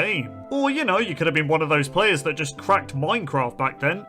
But yeah, if you remember being able to play Minecraft Classic on the website, then you're definitely a veteran player. Do you guys remember back to a time where passive mobs would constantly spawn in your Minecraft world even after you've generated the nearby chunks? In Minecraft today, once a passive mob spawns within a specific chunk, no more animals will be able to spawn within that chunk. This leads to a lot of dead areas in your world that won't be able to spawn any new animals, which can be kind of annoying. This is why passive mobs in alpha and beta would always be spawning, because there was no cap on how many passive mobs could spawn within a chunk. So yeah, if you remember this, then you're definitely a veteran player. Back in the earlier days of Minecraft, players were able to open and close doors by punching them, whereas in Minecraft today, punching a door does, well, nothing. If you opened a door by punching it, then you are a veteran player. At one point in Minecraft, water was a bit dangerous. This was because players could take damage and die if the water was only 1 block high. Now, if you were one of those players that died in water back in the day, let me know in the comments, because I know how it feels. Creepers in Minecraft used to be a lot scarier. This was because when they were about to explode, they would do this weird thing where they would strafe towards the player and then explode, which was just terrifying. In Minecraft today, when creepers explode, they just sort of stand there and accept their fate. So yeah, if you remember the old creeper movement, then you are a Minecraft veteran. If you guys remember when the Ender Dragon health bar said boss health instead of Ender Dragon, then you have been playing Minecraft for a long time.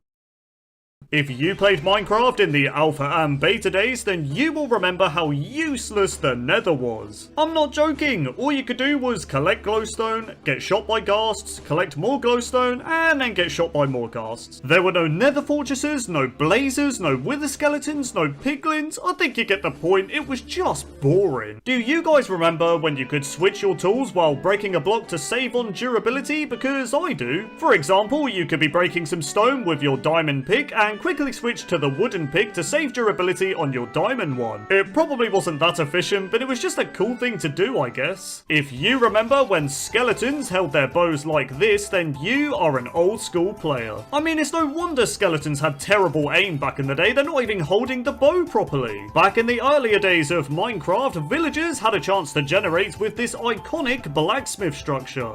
These were awesome, as they were the only structure in a village to contain a chest, and sometimes the loot was just insane, as you'd find things such as diamonds or obsidian. So yeah, if you remember these blacksmith structures, then you are a veteran player. If you played Minecraft in the alpha days of the game, then you'll definitely remember when smooth stone slabs were crafted by using 3 cobblestone. It definitely didn't make sense, but hey, a lot of things didn't make sense in alpha, so let's move on. If you were a Minecraft player in the alpha and beta days, you will definitely know the pain of your farms constantly being destroyed by mobs. This was because even if you just walked over a farm, it would get destroyed, and it was so annoying, man. Another thing about farms in alpha and most of beta that was pretty lame is that fence gates didn't exist. This meant if you were to place fences around your farm, the only way to safely get in and out was by placing a door, and I have to say it looked very ugly, and I'm sure some of you remember this. If you played Minecraft in alpha and most of beta, then you might remember when the fishing rod texture, when casted, looked identical to the stick texture. I mean, just look at this, it's literally just a stick with a fishing line attached to it. It looked so weird, man. If you played Minecraft when version beta 1.8 was released, then you will definitely remember how hyped the community was when the Enderman was first added. I mean, seriously, the first time you accidentally looked at an Enderman and had them randomly teleport next to you, it was just terrifying, man. No one really expected it. Speaking of the Enderman, when it was first announced to be added, someone made a fan-made video of it, and if you're a veteran player, you might remember it. Take a look.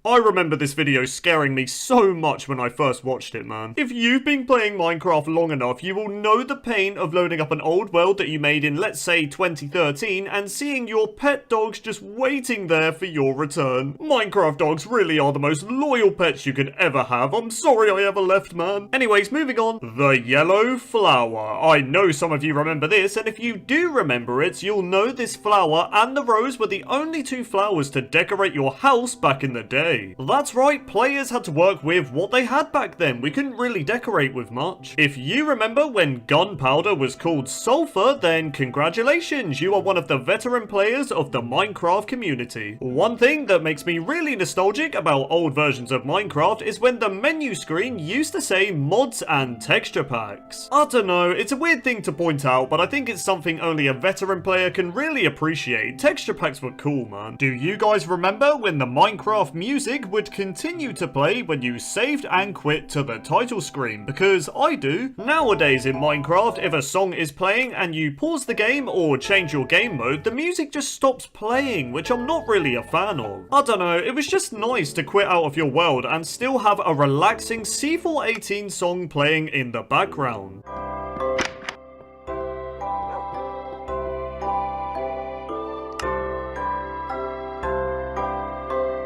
If you recognize this screenshot, then you are a veteran player. That's right, this is the Minecraft screenshot that started all the rumors and fan theories of Herobrine. Is this screenshot real? I guess we'll never know. If you played Minecraft in the alpha days, then you might remember when the sun used to rise in the north and set in the south, whereas in Minecraft today, and in real life, it rises in the east and sets in the west. 4 words, the Temple of Notch. If you remember this awesome map, then you are a Minecraft veteran. Take a look.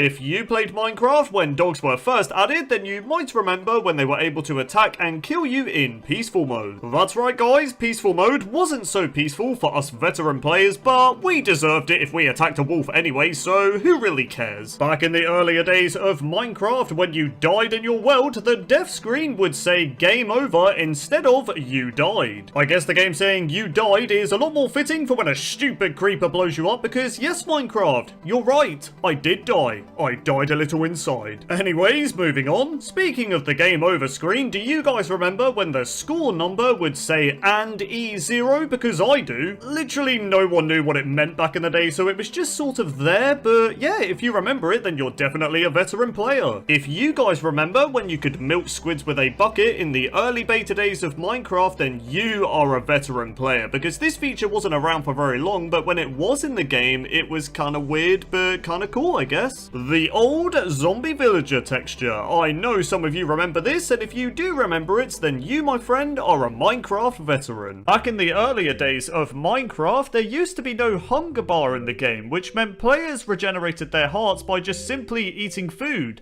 It was a lot simpler back then, and if you remember this, then you are a veteran player. At one point in Minecraft, bows were quite overpowered because you could shoot them ridiculously fast and spam click arrows. It was insane. One thing I especially remember in the old days of Minecraft is when food didn't stack. It was one of the most annoying things in the game. I would remember having a full inventory of raw pork chops and it was just so annoying. If you remember this door sound, you are a veteran Minecraft player.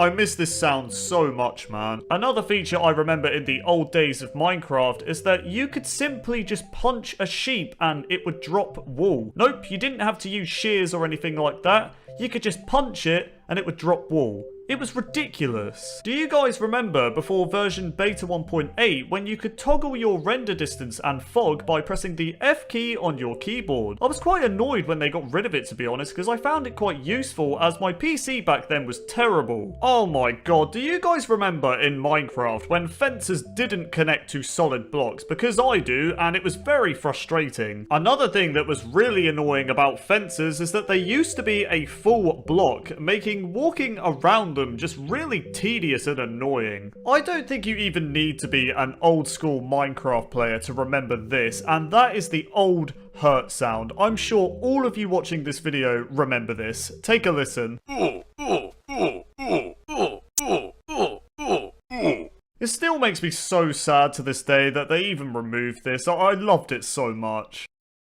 If you remember this cobblestone texture, then you are an old school Minecraft player because it was either loved or hated by the community. I remember back to a time when mossy cobblestone was one of the rarest blocks in the game as it didn't have a crafting recipe and could only be obtained from dungeons, which were really hard to come by. Do you guys remember when sprinting was not in Minecraft? That's right, before the beta 1.8 update, sprinting was not in the game, which meant getting from point A to point B in your Minecraft world took a lot longer and it was a lot more painful. Oh my god, do you guys remember that feature in Minecraft where when you slept in a bed, there was a chance for either a zombie or a skeleton to wake you up as you tried to sleep and they would begin to attack you? I don't know if it was an annoying feature or a cool feature, I really can't decide. Do you guys remember when you could press the F3 key on your keyboard and it would show the entity numbers of mobs, meaning you could essentially cheat to find cave systems? If you remember the old creative mode inventory when it was just a list of all of the items in the game instead of having tabs for specific items, then you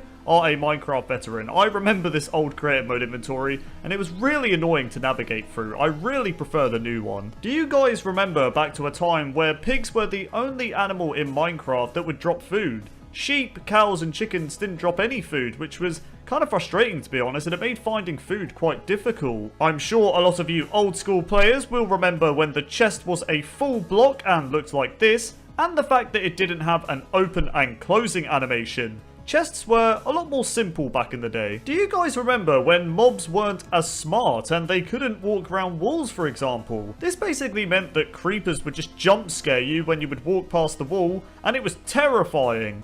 Creepers would also do this thing where they would just stare at you from outside through your glass window in your house, and it scared me so much, man. They look so creepy. Speaking of creepers, once again, if you remember the old explosion sound, then you are a Minecraft veteran. Take a listen. One old feature that I'm sure a lot of old school players will remember is that you couldn't place double chests next to each other, which was just so annoying. You would lay out your house in this really good way, you'd want to place 2 double chests, and it just wouldn't let you. It was just so frustrating, man. You know how with every Minecraft update that comes out now, there is a new background on the title screen to match the update theme? Well, in the old versions of Minecraft, this wasn't a thing. You just had a dirt background on the title screen, and it makes me nostalgic every time I see it. Another thing I remember about the title screen of Minecraft is when the Minecraft logo was different. Do you remember when the logo was just made out of what looks to be the cobblestone texture? Because I do, and I thought it looked kind of cool, to be honest. You are definitely a Minecraft veteran if you remember the feature of climbing up ladders with a 1-block gap between each ladder. It kind of meant that you could save quite a few ladders with this trick, but they eventually removed this feature. If you remember this feature in Minecraft, then you are an old school player, and that feature is when the lighting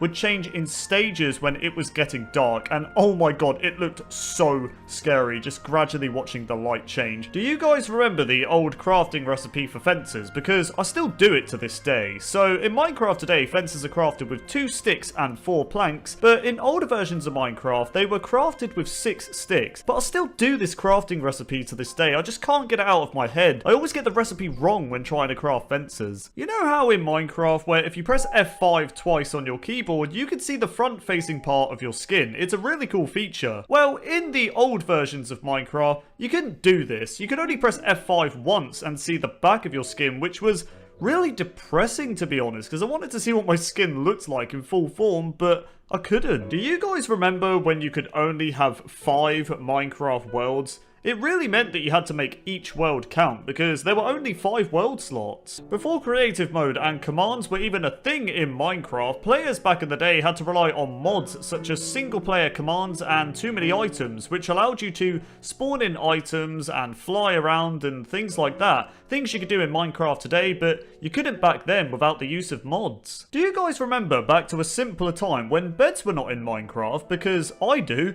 Back in the alpha versions of the game, beds did not exist, which meant you had to sort of wait out the night cycle, making surviving in your world just a lot more challenging. If you played Minecraft in the alpha days of the game, then you'll probably remember that the inventory key used to be I instead of E. I hear that some people still use I as their inventory key today because they're so used to it. Me personally, I use E. The old gravel texture. I know some of you remember it. For some reason, back in the earlier days of Minecraft, zombies dropped feathers. I'm sure some of you remember this, and it was just a little bit weird, to be honest. I remember going out to kill zombies for feathers just so I could make arrows. Oh my god, I'm sure a lot of you Minecraft veterans will remember the world generation of the alpha and beta days of Minecraft. It looked absolutely insane. Some of the mountainous terrain you would get was just, it was mind-blowing. Just look at it. If you remember watching the Yogscast original survival series, then you are a Minecraft veteran. Take a look. Hooray, Minecraft! We've created a new server and we're going to show people how to play Minecraft, how to survive the first night. It's beautiful. Oh my god, it's terribly snowy. What on earth happened here? This game is beautiful. It is. Made by a single man. Yeah. So this is it. This is the game. This is Minecraft. Surviving the first night. It's just us in the dark. Oh, it brings back so many memories, man. If you thought max enchanting at 30 levels costs a lot in Minecraft, then think again, because when enchanting was first added, max enchanting on tools and armor cost 50 levels, which was insane. On top of that, before the feature of having to use lapis to enchant was added, enchanting tools or armor at level 30 would take all of your XP for that one tool, instead of taking 3 levels, which was just insane. You would spend so long grinding for those levels just to use it on one item. Another enchanting feature that old school players will remember is that you couldn't see what enchantment you were going to get at all. In Minecraft today, you get shown one of the possible enchantments you will get on an item, but in older versions of Minecraft, you had to just risk it and see what you would get, which was just, oh my god, it was so frustrating. I remember a time where you could activate and ignite TNT by just simply punching it with your hand. You didn't need flint and steel at all, which was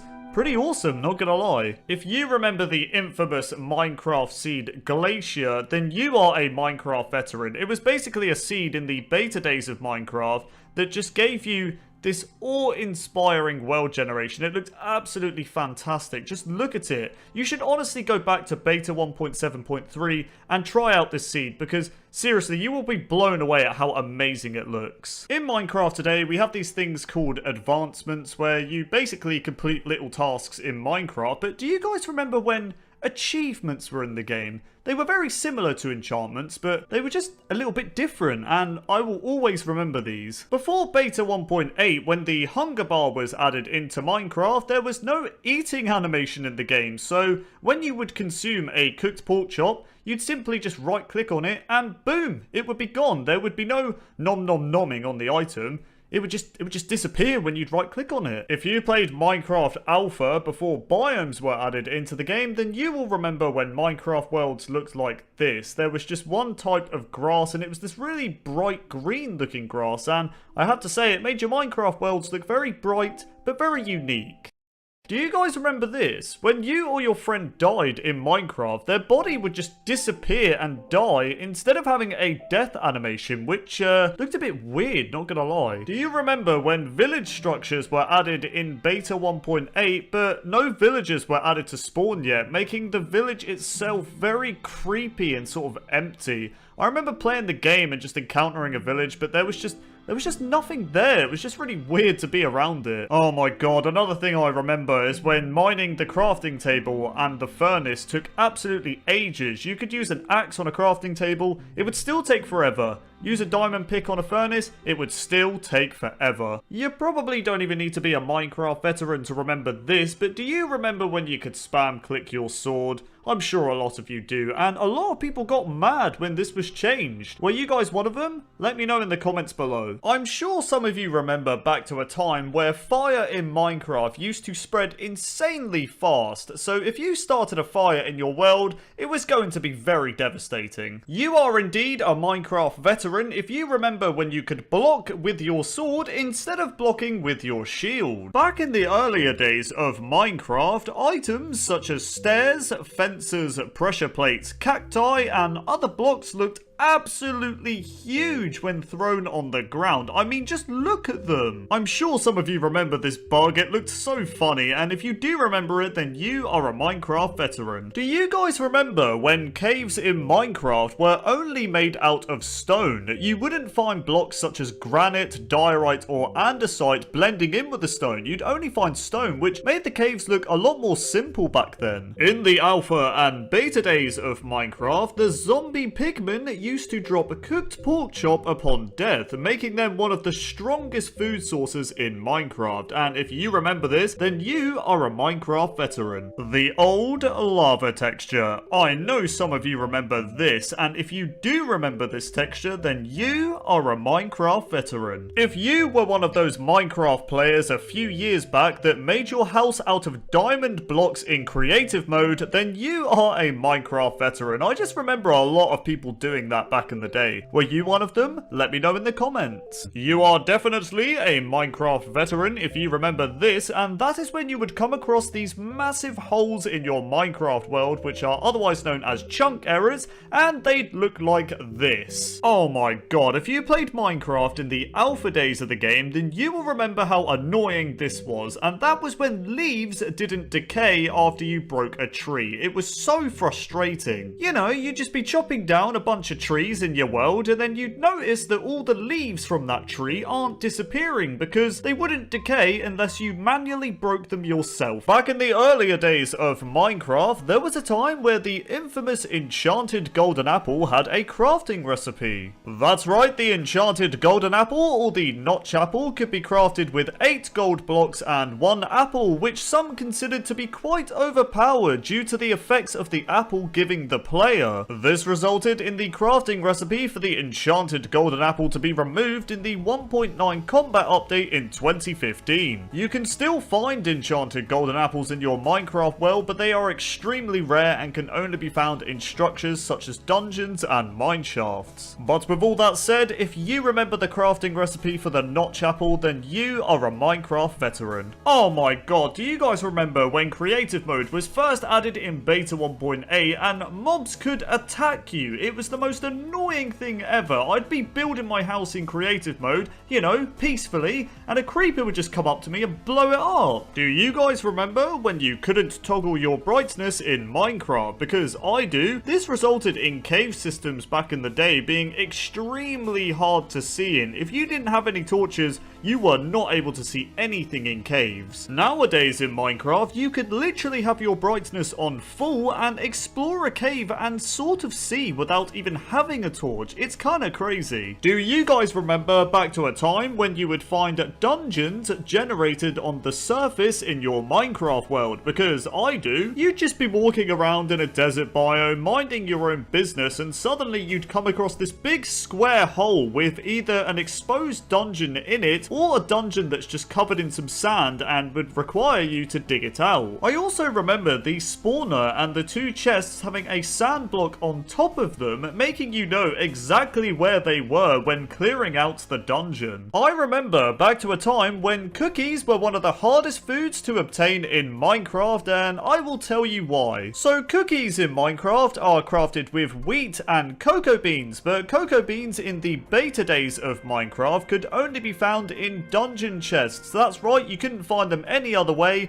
making them extremely hard to find. It wasn't until version release 1.3 where cocoa pods were added to spawn on jungle trees, making cocoa beans a bit easier to find and cookies a bit easier to craft. But yeah, if you remember how rare cookies were in the beta days of Minecraft, then you are a Minecraft veteran. In the beta days of Minecraft, bone meal was extremely overpowered, as using it on trees or wheat farms, for example, would grow them instantly instead of growing it in stages. This resulted in bone meal being significantly nerfed in version 1.5, as you now have to grow the tree, for example, in stages. But yeah, if you remember the old bone meal where it instantly grew a tree, then you are a Minecraft veteran. At one point in Minecraft's development, there was a bug that existed in the game where wooden slabs could only be broken if they were broken by a pickaxe. That's right, axes didn't work, you couldn't use your fist or anything, you had to use a pickaxe, and it was very strange. And if you remember this,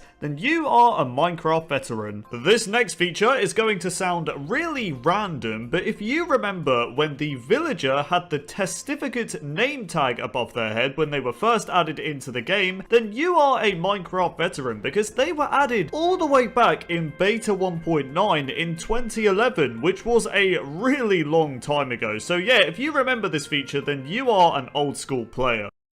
Do you guys remember back to a time when finding diamonds in Minecraft was considered to be the end game, as there wasn't really much to do after finding them? That's right, we are talking back to a time when there wasn't enchanting for your tools, and there wasn't any abandoned mineshafts to explore, and there even wasn't the Ender Dragon to fight. All you could really do was go mining to find diamonds or build. It was very simple back then, but it was very beautiful. I might be one of the only players that remembers this, but do you guys remember when the stars that appear at night in Minecraft looked different in the old versions of Minecraft? So here is how the stars look in the old versions of Minecraft, and as you can see, they are absolutely massive compared to how the stars look today, because the stars in Minecraft today look a bit more realistic and slightly smaller and a bit brighter. But yeah, if you remember this, then you are a Minecraft veteran. Do you guys remember back to a simpler particular time when there wasn't a recipe book in Minecraft to help you craft items in the game, because I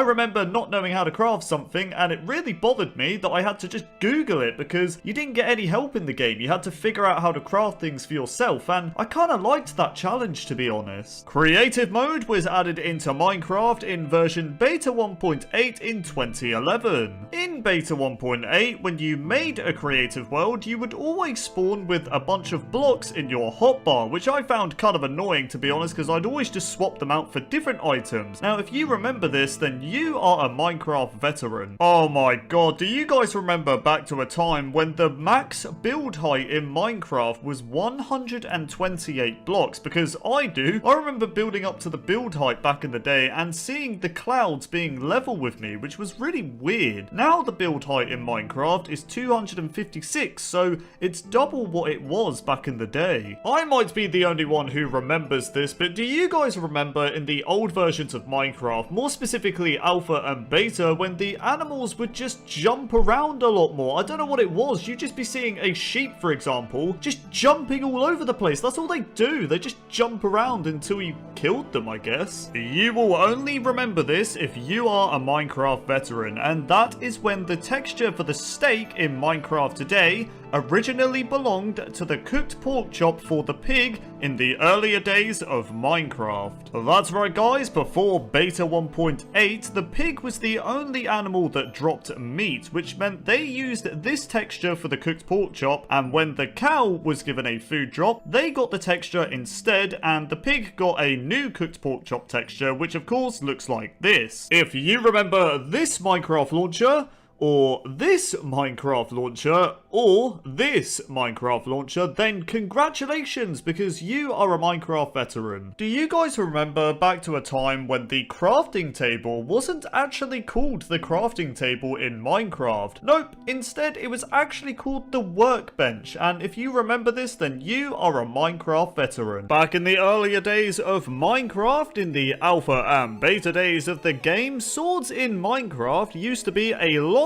more powerful. A diamond sword, for example, in alpha and beta used to deal 5 hearts of damage to enemies, meaning you could kill a creeper in just 2 hits, which was pretty overpowered. However, in the beta 1.9 update, enchanting was added into the game, which meant sword damage had to be reduced, meaning a diamond sword's damage went from 5 hearts of damage to 3.5 hearts of damage. You know how in Minecraft today, golden apples are crafted by using gold ingots? Well, it wasn't always crafted this way. That's right guys, back in the earlier days of Minecraft, golden apples were crafted with 8 gold nuggets and 1 apple instead of 8 gold ingots and 1 apple, and if you remember this, then you are a Minecraft veteran. If you played Minecraft in the alpha and beta stages of the game, then you will remember a very annoying bug when you destroyed stairs. So in alpha and beta, destroying a wooden stair or a cobblestone stair wouldn't actually give you the stair back when you broke it. Nope, instead of getting the stair back, all you would get is one of the blocks you used to create that stair. So if I destroyed a wooden stair,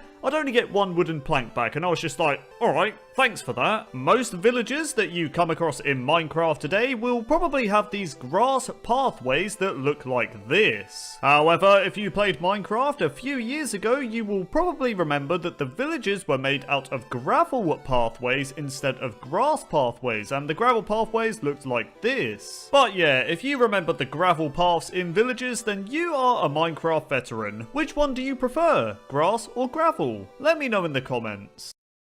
Do you guys remember when the texture for wooden stairs and cobblestone stairs in the inventory looked like this? What on earth is this? They don't even look like stairs. Anyways, moving on. Do you guys remember back to a time when you couldn't shift-click items when transporting them from your inventory into a chest? Because I do. For example, if you wanted to move your diamonds, wood, and food over to a chest, you just have to slowly drag them over to the chest, which took a very long time, but that's just how things were back then. It was much more simple. Nowadays in Minecraft, you can just simply shift-click any item you want and it will instantly move over to the chest, and I love this feature so much. I'm so glad they added it into the game. Back in the earlier days of Minecraft, the desert temple used to be made out of wool instead of terracotta, and if you remember this, then you are a Minecraft veteran. The reason why I remember it so well is that I would always take the wool from the desert temple so I could make a bed on my first night. If you played Minecraft Creative Mode when it was first added in version beta 1.8, then you might be aware of a bug that existed at the time where you could hit mobs with your sword from a very long distance. I mean, look, I'm killing all of these mobs from so far away. How is this even possible? But yeah, if you remember this weird little bug, then you are a Minecraft veteran. If you played Minecraft in versions 1.7 and 1.8, then you might remember the super secret settings button that could be found in the options menu. Now, the super secret settings, when clicked, would switch between a bunch of different shader effects, which looked very, very cool in my opinion, and I was very sad when they removed this feature, to be honest. If you played Minecraft before the addition of corner stairs and upside down stairs, then you are a Minecraft veteran. You know, you'd be building your wooden house in Minecraft and you could only place stairs in one type of way, making your builds look a lot more simple back in the day, and I'm sure a lot of you remember this. But then, in version release 1.2 and 1.3, you could now place stairs upside down and connect them on corners, adding a lot more detail to your Minecraft builds. If you remember this Mojang logo,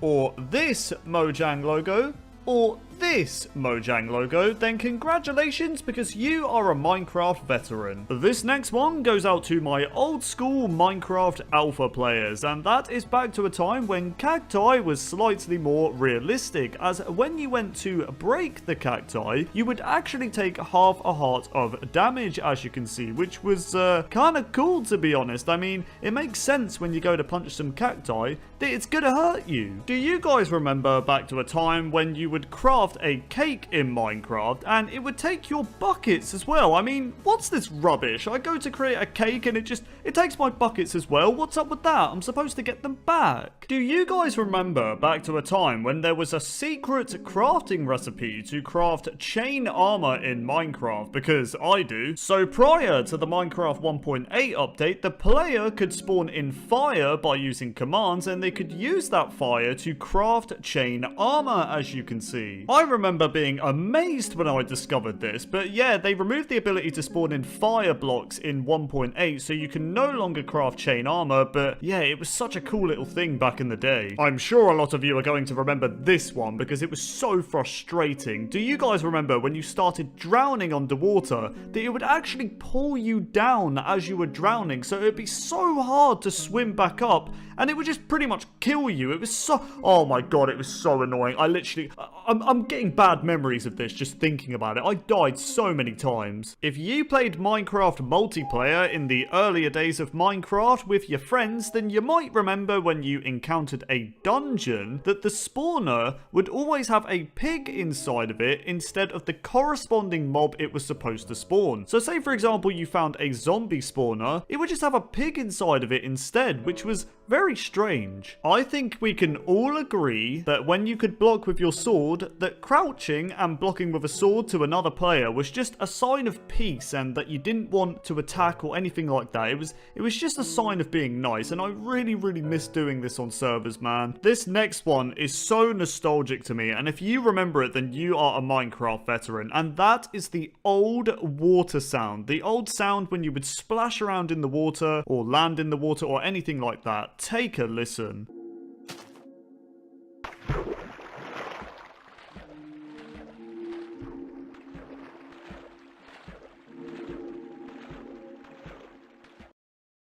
You know how in Minecraft today you have to type the command game mode creative to go into creative mode, or weather rain to make it rain? Well, originally you only had to type game mode 1 to go into creative, and this weird command known as toggle downfall to make it rain. Those were definitely very old school commands, and if you remember them, then you are a Minecraft veteran. Minecraft has definitely come a long way in terms of lighting, as we have these really beautiful looking lanterns now, and I love them a lot. With that said, do you guys remember back to a time when villagers had these really budget looking lamps that were made out of fences, wool and torches? Because I do. I mean, yeah, I could see what they were going for to make a lamp. I mean, lanterns didn't exist back then, but they didn't look very good, to be honest. I will give credit where it is due, however. That was the closest you were going to get to a lamp, to be honest. Anyways, moving on. I might be one of the only ones who remembers this feature, but do you guys remember when desert biomes would have these little lakes inside of them? Because I do. It didn't really make sense, but I'd always find a bunch of little lakes inside the desert biome. In Minecraft today, a desert biome has virtually no water, but back then,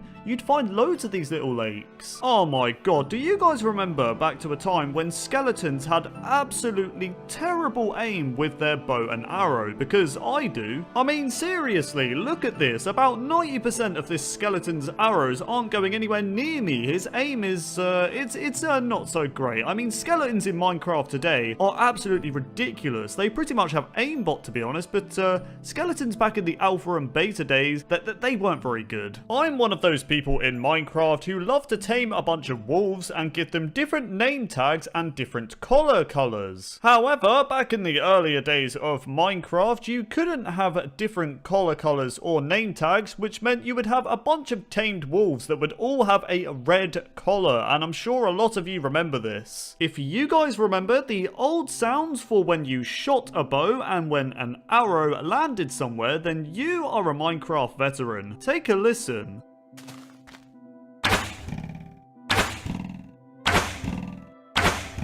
Back in the earlier days of Minecraft, players were able to eat food even if their health bar was full. This was a funny way to troll your friends, as they could be in need of food and you could just eat it right in front of them while flexing that your health was full. I was the worst, man. Anyways, moving on. If players spawned in items such as beds, doors and sugarcane, they would look really weird in the inventory. I mean, come on, is this supposed to be a door? What even is this, man? But it gets even worse, as back in the day, if you place these spawned in doors, it would only place half the door. Like, what? Same with the bed. If you place the spawned in variant, it would only place half of it, making it just useless. I mean, who's gonna sleep on a bed that looks like this? I don't even know what else to say, man, but if you remember these, then you're definitely a veteran player. Sunsets in Minecraft are just beautiful. I mean, just look at that sky. However, if you played Minecraft in the alpha days, then you might remember when the sky didn't change colour when the sun would rise and set.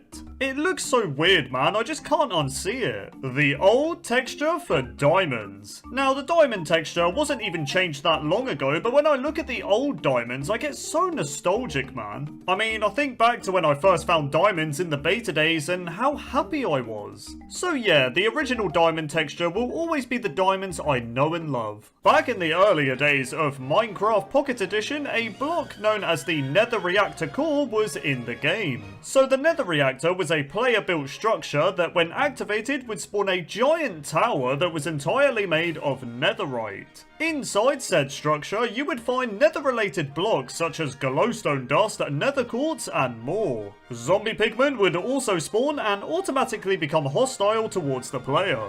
The Nether Reactor essentially acted as a substitute for the real Nether dimension due to it not being able to be added into Pocket Edition. But yeah, if you remember the Nether Reactor core, then you are a Minecraft veteran. Next up, we have the release of Minecraft Beta 1.8. Now, I know a lot of you Minecraft veterans will remember this update because it was massive. Beta 1.8 added sprinting, the hunger bar, more food, new world generation, villagers, mine shafts, strongholds, and so much more. Beta 1.8 was just that one Minecraft update that completely changed Minecraft forever, man. Do you guys remember the stone cutter? No, not that stone cutter, I'm talking about the OG one from Pocket Edition. This stone cutter was essential if you wanted to craft stone related blocks, as in Pocket Edition at the time you were not able to craft stone blocks in a crafting table. But yeah, if you remember this version of the stone cutter, then you're definitely a veteran player. If you were one of those players who got to play Minecraft in the snapshot phase for the 1.6 update, then you might remember when horse armor had a crafting recipe.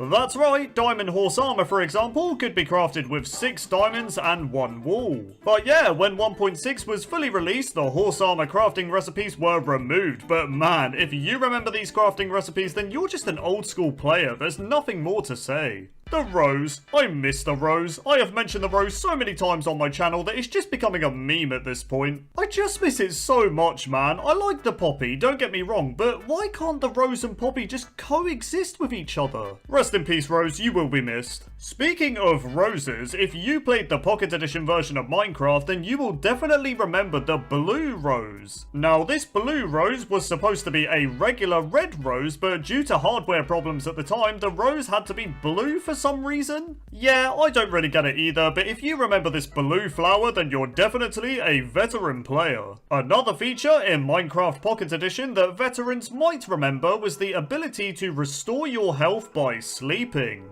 That's right, in the alpha versions of Pocket Edition, players could regenerate their health by sleeping in a bed, which was quite a unique feature if you ask me. But yeah, if you remember this, then let me know. If you played Minecraft in 2011, then you will definitely remember the Aether mod. Now, the Aether mod essentially added a new dimension called the Aether, which was described as being the opposite counterpart to the Nether. The only way to get to the dimension was by creating this iconic glowstone portal, which I'm sure a lot of you are familiar with. This glowstone portal became so popular that many players tried to activate the portal in vanilla Minecraft, only to be saddened that it didn't work. Okay guys, be honest, were you one of those players that tried to make a glowstone portal in vanilla? Come on, we're all friends here, we can be honest with each other, I won't judge you. Well, maybe I'll judge you a little bit, but you know. Anyways, moving on. The original Minecraft trailer. Released on December 6th, 2011, the original trailer for Minecraft now has over 150 million views, and man, every time I go back and watch it, I get so much nostalgia. Take a look. Let's go to a place where everything is made of blocks, where the only limit is your imagination. Let's go wherever you want to go. Climb the tallest mountains. Venture down to the darkest caves. Build anything you want. Day or night, rain or shine. 'Cause this is the most significant sandbox you'll ever set foot in.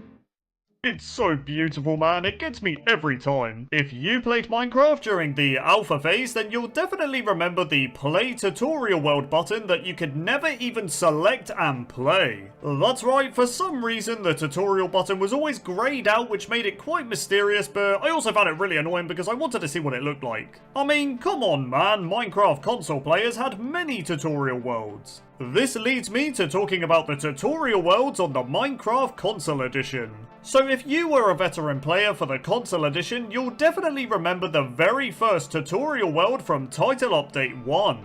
This world included a tutorial section, 2 villages, a lighthouse structure, and the infamous castle with a library. And let's not forget that huge iconic Minecraft logo seen from above. It's just beautiful, man. The next tutorial world veterans will remember is the world from Title Update 3. Now, this tutorial world is very similar to the TU1 tutorial world, except it included additional secrets. These secrets include a lever on the Minecraft world logo that would reveal a nether portal, as well as having an underwater glowstone tunnel by the castle that would lead to a chest containing diamond tools and armor. Next up, veteran players are sure to remember the tutorial world for Title Update 5. Now, the TU5 world added a tutorial for sprinting and eating, since they were both added in this version of Minecraft. You'd also get 3 villagers, a mountain fortress, and best of all, the music disc quest. This quest pretty much allowed players to search the world for 12 different chests that would each contain a different music disc. But yeah, those are some of the tutorial worlds that were on Console Edition, but if you want a video on the rest of them, then let me know in the comments. If you played Minecraft in the beta days, then you might remember when the lighting on animals would just sort of bug out when they were swimming around in water. For example, these pigs are bobbing up and down in the water, but their texture keeps changing to a darker shade, which looked very interesting. The old sounds for rain. If you're a veteran player, then you're sure to remember the old sounds for rain, as it was just ear-piercingly loud, man. Take a listen and prepare your ears.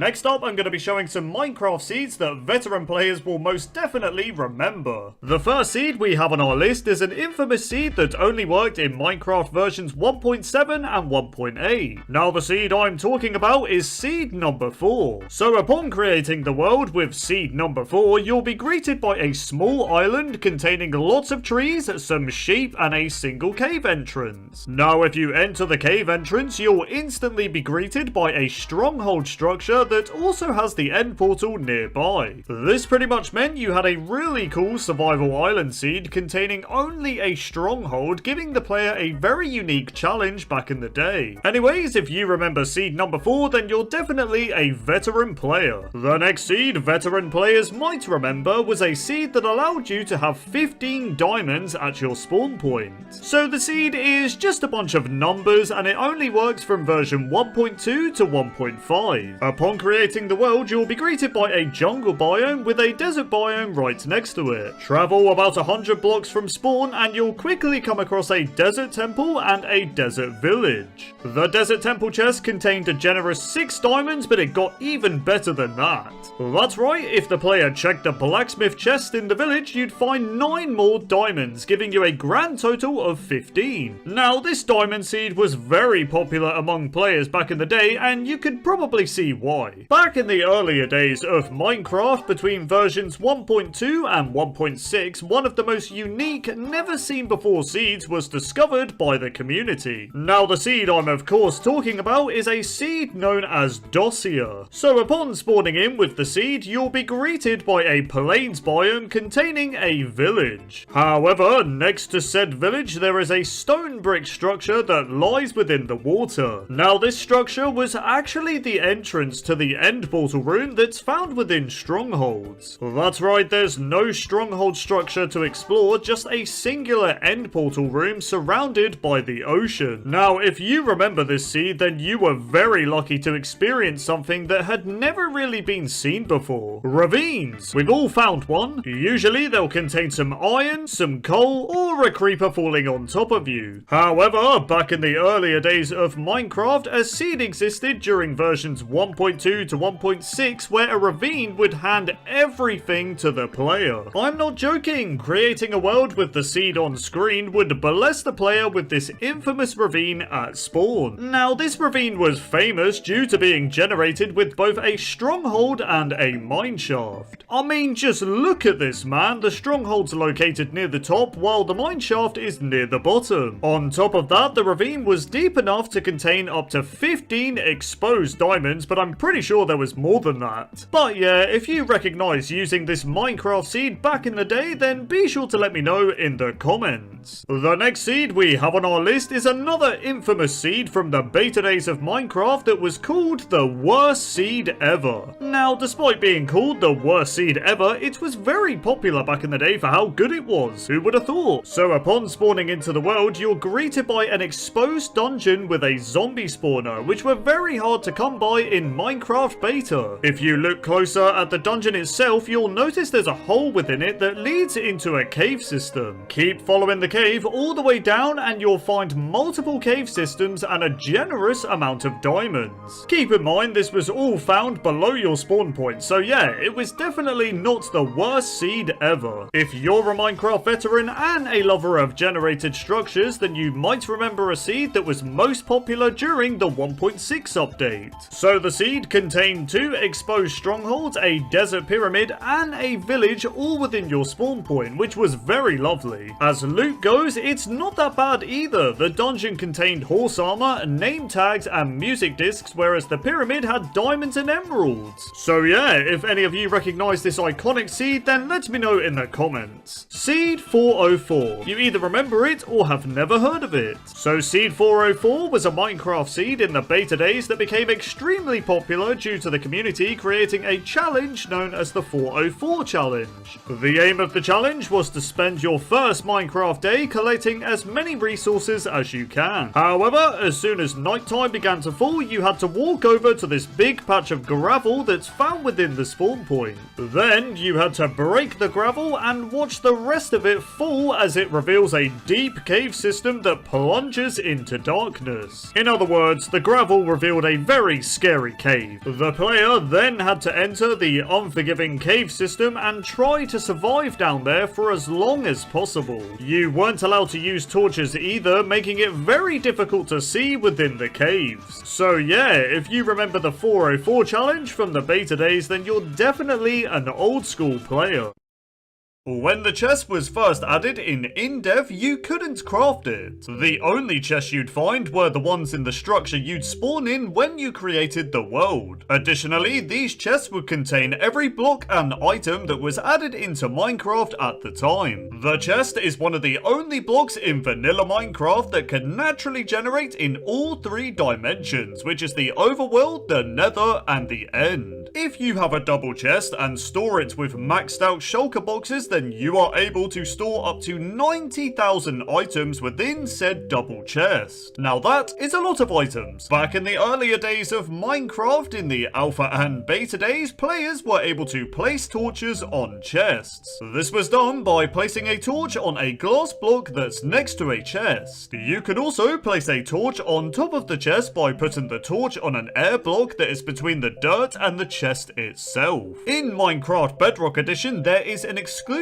feature in the game where chests will render as a full block within the inventory, but not when it is placed. On Java Edition, chests within the inventory look the same as when they are placed, which is how it should be. During Minecraft Alpha and the early stages of Beta, players were able to create a triple chest that looks like this. To create said triple chest, the player had to make a double chest and then connect the third chest on a snow layer, which would then make this weird looking triple chest. It's worth noting that the triple chest was fully functional, containing 81 item slots, while the double chest contained only 54 item slots. Sure, the chest UI was all messed up looking, but you know, it was still a triple chest. Back in the earlier days of Minecraft, the single chest, when placed, would always face in the west direction rather than facing the direction of the player. The only way players could fix this back in the day was by creating a double chest or placing the single chest against a wall. Oh my god, us Minecraft boomers had it rough back in the day, man. When you break a chest in Minecraft, it has this familiar cracking animation that we know and love. However, in Beta 1.8, a change was made to where chests would no longer show the breaking animation. Now, this removal of the animation remained in the game all the way up to version 1.7 until it was finally re-added again in version 1.8. Why they decided to remove this in the first place, I'll never know. Back in the earlier days of Minecraft, from version in dev all the way up to beta 1.7, the chests used to be a full block, which made them blend in rather nicely in your base. However, in beta 1.8, some major changes were made to the chest, with the first change being that the chest was made to look a lot smaller. Chests in beta 1.8 also received its familiar open and closing animation, but it didn't have its own unique sounds yet.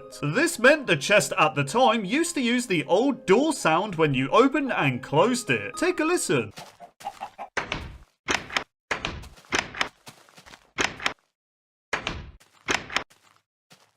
Oh my god, these old sounds are so nostalgic, man. I could cry. Another weird thing about chests in beta 1.8 is that the player held the chest in a very strange way. As you can see, the chest when held was shown at a different angle to other blocks, which looked really weird. Additionally, in third person, the chest when held wasn't even being held properly. I mean, just look at this. On top of this, when the chest was thrown on the floor, it rotated in a really odd way. This was because it rotated around one of its corners instead of rotating in the center like other blocks. Chests are able to generate in a total of 16 different structures in Minecraft. That's right, nearly every structure in Minecraft will have a chest. Speaking of chests in structures, the rarest item you can find within a chest in vanilla Minecraft is the enchanted golden apple. However, the rarity of the enchanted golden apple varies across each structure, with the rarest being making the mineshaft chest only having a 0.014% chance of spawning. So yeah, if you find a mineshaft chest with a notch apple in it, you are extremely lucky. On April Fool's Day in 2011, Mojang added a unique chest in version beta 1.4 that was known as the locked chest.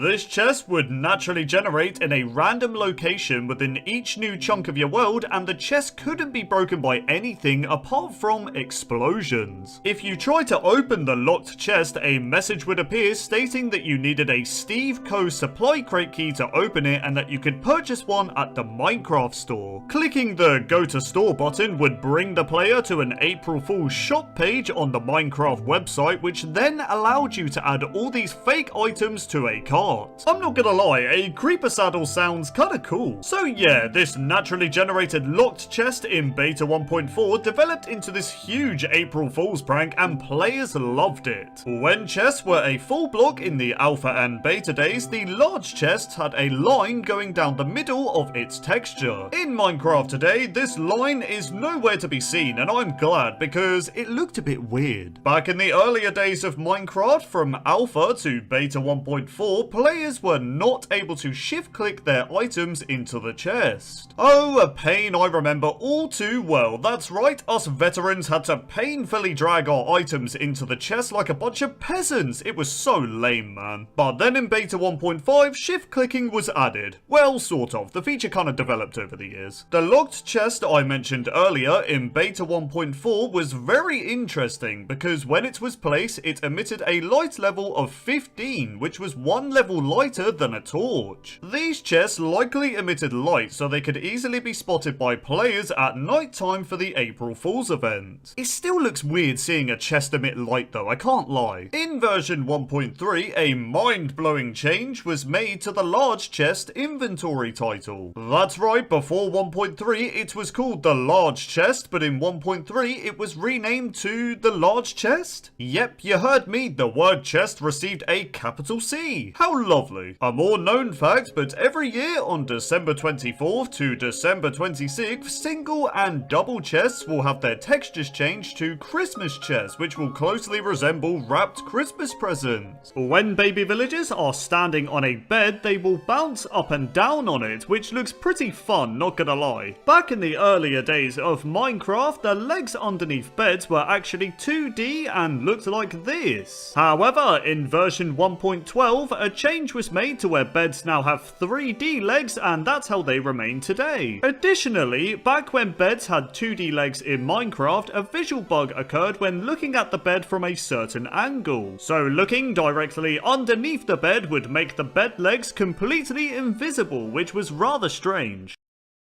Placing a bed by using the set block command in Minecraft will only place half of the bed, which is a bit weird. Well, not really, to be honest. This only happens because the bed is 2 blocks long. In older versions of Minecraft on multiplayer servers, you were able to teleport another player while they were sleeping, and they'd still be in the sleeping position when you teleported them, which looked pretty funny. In Minecraft today, you can still teleport another player while they're sleeping, but they'll instead be woken up instantly, which I'm sure they'll find very annoying for disturbing them. I'm sorry, man, it was an accident, please. If the player places a bed on ice, then the bed itself becomes slippery as if you were walking on the ice itself. Turning a zombie villager into a normal villager by using a golden apple and a splash potion of weakness takes roughly 3 to 5 minutes. However, placing a bed next to the zombie villager while it's in the curing phase will actually speed up the process. In Minecraft, there is a strange glitch in the game when it comes to beds. So, if you place a minecart next to a bed like so and then sleep in the bed, you'll for some reason end up floating in the sleeping position next to the bed itself. I guess that minecart doesn't want you sleeping in the bed. Before coloured beds were added into Minecraft in version 1.12, there were quite a few ways to craft the OG red bed. That's right, there were 3,456 different ways to craft a bed by using all of the wool and wooden plank combinations, which is insane. The feature of beds exploding in the nether was added because Minecraft creator Notch only wanted beds to work as a respawn point in the overworld. Honestly, that just translates to Notch wanting to troll the whole Minecraft community, and boy did he do it. In the alpha phase of Minecraft Pocket Edition, there was an exclusive feature in the game for beds. So in Pocket Edition Alpha, if you had taken any damage, you could sleep in a bed at night time to restore your health. However, this feature was later removed from the game to make food a more useful survival needed resource. If a player is sleeping in a bed that is inside lava, then you actually don't take any damage from the lava itself. That is until you wake up inside the lava and start burning to death, but I'm sure you'll be able to escape, right? As some of you may know, it is possible to defeat the Ender Dragon by using beds due to the beds exploding when you right click on them in the end. However, did you guys also know that it takes approximately 4 bed explosions to defeat the Ender Dragon? If you're gonna try this, just try not to blow yourself up in the process, okay? Back in the earlier days of Minecraft, a feature existed in the game when it came to sleeping in a bed. So in the beta days of the game, when the player went to sleep in a bed, they had a chance to wake up and have either a skeleton or a zombie attack them, which was quite scary at the time. Well, at first it was scary, then it just became really annoying. Now, this feature lasted from beta 1.3 to beta 1.8 until it was finally removed in the beta 1.9 update. In older versions of Minecraft, when you slept in a bed, you could open your inventory at the same time, which resulted in showing your player model in the sleeping position on the inventory screen, which looked kind of funny. You right there, mate? You're looking a bit tired. Despite slimes being hostile mobs in Minecraft, they are one of the only hostile mobs in the game that does not prevent the player from sleeping in a bed. To be fair, slimes look so innocent and cute, there's no way you'd think they're a hostile mob until they kill you, of course. Beds were added into Minecraft in version beta 1.3 on February 22nd in 2011. Additionally, when beds were first added into Minecraft, the item used a sprite texture in the inventory, whereas in Minecraft today, they use a 3D texture. Falling onto a bed in Minecraft is a good way to potentially save your life, as the bed will take up to 50% of normal fall damage. Beds are just amazing in every way, both in real life and in Minecraft. Anyways, moving on. The Sky Dimension was a planned dimension in Minecraft, and it was intended to be the opposite of the Nether. Now, to get to the Sky Dimension, the player would have to sleep in a bed, and there would be a chance of the player teleporting to said dimension. However, with the introduction of the End Dimension we have today, the Sky Dimension idea was scrapped, which is really unfortunate, to be honest, because it sounded so cool. In older versions of Minecraft, when you went to sleep in a bed, you couldn't see your body in the bed, which was kinda creepy. But yeah, in Minecraft today, when you sleep, you can actually see your skin, which is how it should be. I much prefer it. If the player falls from a height high enough to take damage but uses a bed before they hit the ground, then they won't actually take any fall damage.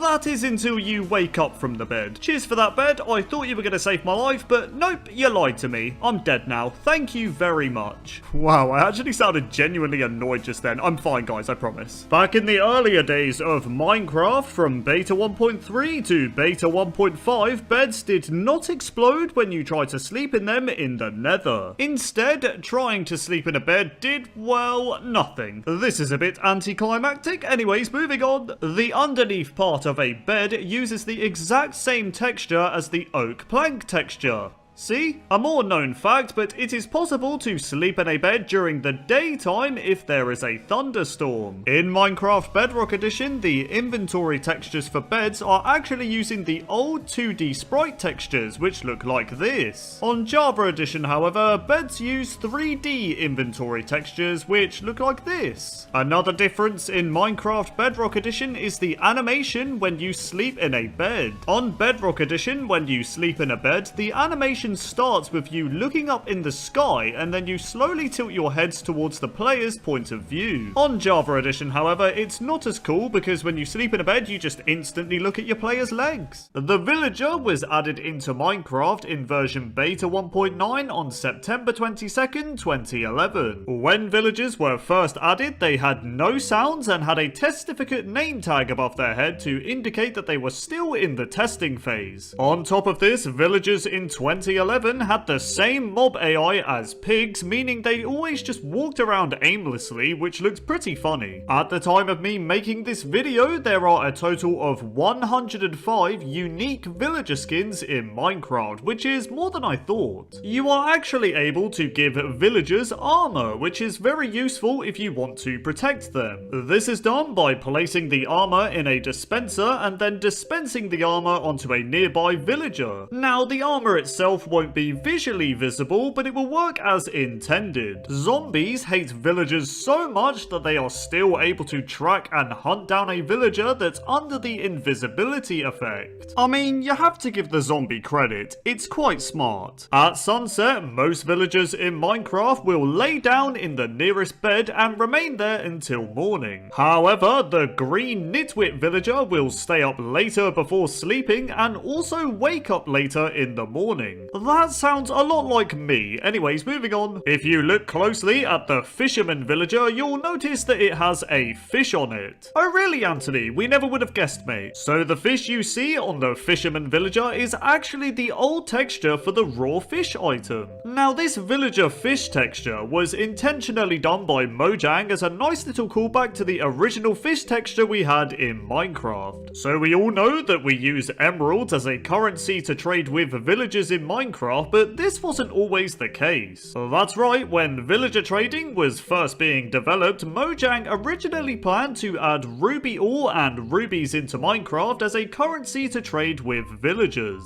However, a Minecraft developer thought that ruby ore looked too similar to redstone, which meant emeralds were added instead. Rubies or emeralds? Let me know in the comments. Back in the earlier days of Minecraft, zombie villagers used to use the exact same skin as regular zombies. The only difference is that they of course had the zombie villager head instead of a normal zombie, but yeah, if you remember the old zombie villager skin, then you are a Minecraft veteran. In Minecraft Bedrock Edition, something very strange can happen with the villagers when they're sitting in a boat. So if the villager uses a nearby bed while they're in the boat, they'll be put in the sleeping position while still remaining in said boat. Yep, that's right guys, the villager is sleeping inside the boat. It looks quite comfy to be honest. Anyways, moving on. Villagers are one of the only mobs in Minecraft that do not visually sit down when they're sitting in a boat or minecart. But as you can see, illager mobs and zombie villagers will sit down. I guess villagers just love standing. Before the addition of villagers in beta 1.9, Minecraft creator Notch originally planned for village structures to be populated by pigmen, which I guess were these pig-like villagers and looked like this. Do you guys prefer the pigmen or the villagers we have now? Let me know in the comment. In Minecraft, baby villagers are the only baby mob in the game that doesn't have a large adult-sized head compared to the body. However, mobs such as baby wolves, baby pigs, baby cows, and all the other baby mobs use the same head size as an adult mob, making their heads appear much bigger than their body. Unlike the player, villagers in Minecraft are able to sleep in beds in the Nether and the End. When the player tries to do this, it will result in death, which is lovely. I'm joking, it is not lovely, it is so annoying. Anyways, moving on. During a raid, villagers can get scared and begin emitting sweat particles when you right click on them, which looks like this.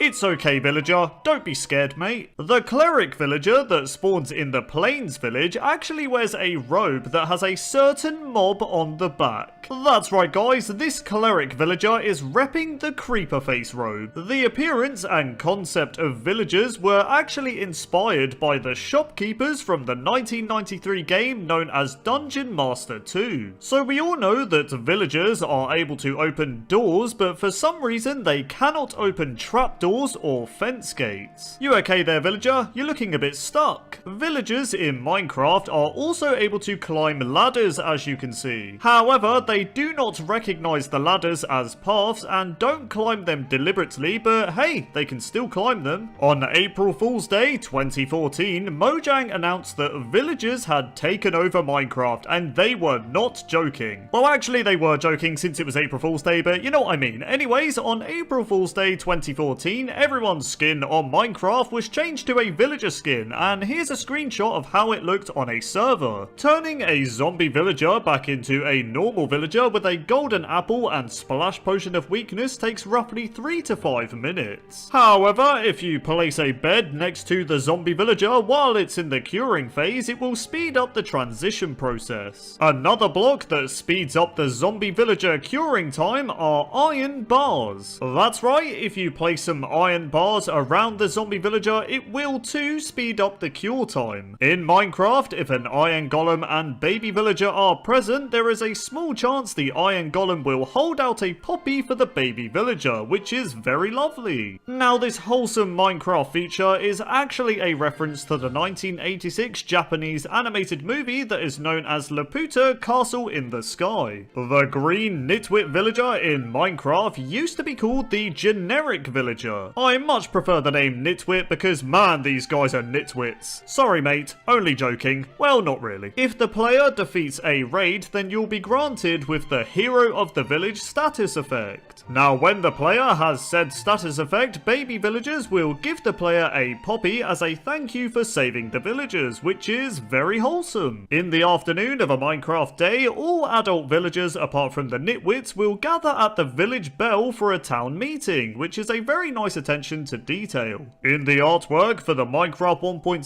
update, a blue villager can be seen lurking in the background despite Minecraft never adding a villager with a blue robe. If a villager is struck by a lightning bolt, then it will turn into a witch. In Minecraft version 1.4, a texture appeared in the game files that appeared to be an angry looking villager head, and it looks like this. It seems like Minecraft possibly planned to add an angry villager expression to the game, but never did. This angry villager head remained unused in the game files all the way up to version 1.13 until it was officially removed in Minecraft 1.14. If the player is under the invisibility effect, villagers will still look at you as if they can see you, which is kinda creepy, not gonna lie. In Minecraft, there are villager textures for swamp biomes and jungle biomes, despite swamp and jungle villagers not currently existing in Minecraft. I really hope we get swamp and jungle villagers one day, that would be really cool. The villager skins that were added in the 1.14 Village and Pillage update were actually inspired from a real-life 2018 fashion show. Well, you can't deny it, the villagers have style. The picture you see on screen is the base villager skin that was used to create all the unique villager skins in Minecraft today. Now, this base villager skin is of course never seen in game, but it's cool it was used as the foundation to create all the awesome villager skins we have today. When village structures were first added into Minecraft in beta 1.8, villagers were not yet added, meaning the village itself was completely empty, giving off a really creepy vibe. If you attack any villager within the village, your popularity will decrease, meaning normal villager trades will become more expensive. In other words, the villagers will start hating you. Not only that, if you thought your popularity among the villagers was just within that one villager structure, then think again. So if you attack a villager, your popularity will decrease within every village structure in your Minecraft world, so just don't attack villagers, guys. If you see a group of baby villagers, then they'll often be running around the village playing tag with each other, which is quite wholesome. Before the villager skins were overhauled in Minecraft 1.14, the only villager skins we had were these skins. Rest in peace, OG villager skins, you will be missed. In Java Edition, when the player switches to the Programmer Art resource pack, all villagers will have a green hood on their head and they all look like this. The Nether portal was officially added into Minecraft in version Alpha 1.2 on October 29th, 2010. However, 7 days before Nether portals were added publicly into Minecraft, the Ghast was actually planned to spawn from activated Nether portals. This meant that Ghast could have potentially spawned in the overworld, which would have been absolutely mayhem. But hey, here we are nearly 11 years later and we still don't have this feature. When the Nether dimension was first added into Minecraft, Notch originally referred to it as the slip, which meant the Nether portals we know and love were referred to as slip portals. I definitely prefer the name Nether portals to slip portals. I mean, what even is that? If you spawn in a portal frame block by using commands, you'll quickly discover that falling blocks such as sand or gravel are able to go through the portal. Upon entering the portal into the Nether, you'll also realize that the sand and gravel just drop as an item and don't get destroyed, which is very lovely. The Wither boss is one of the only mobs in Minecraft that is not able to travel through Nether portals. Are you okay there, Wither? Here, destroy my Minecraft world, that will make you feel better. Back in the earlier days of Minecraft, players were able to duplicate items by using Nether portals. To do this duplication glitch, you'd need a Nether portal, a minecart chest, and some rails leading to the portal itself. Players would then put the item they want to duplicate in the minecart chest and then slowly push it towards the Nether portal. Then right before the minecart chest enters the Nether, you take the item out of the chest. If done correctly, upon entering the Nether, you'll discover that your diamonds are still in the minecart chest, which means you are able to duplicate them. In Minecraft Survival, entering a Nether portal takes exactly 4 seconds, whereas entering a portal in creative mode is almost instant. Back in the earlier days of Minecraft, in version Alpha 1.2.2a, players were able to spawn in activated Nether portals by pressing the F4 key on their keyboard. Now, this cheat was accidentally left in a public version of Minecraft when it was intended to be used by developers when Nether portals were first being well developed. Notch quickly realized the debug cheat was public to players and released Alpha 1.2.2b on the same day, removing the ability to spawn in Nether portals. I bet players had so much fun with this cheat back in the day. Anyways, moving on. In the 16W32A snapshot for 1.11, a bug existed in the game with Nether portals.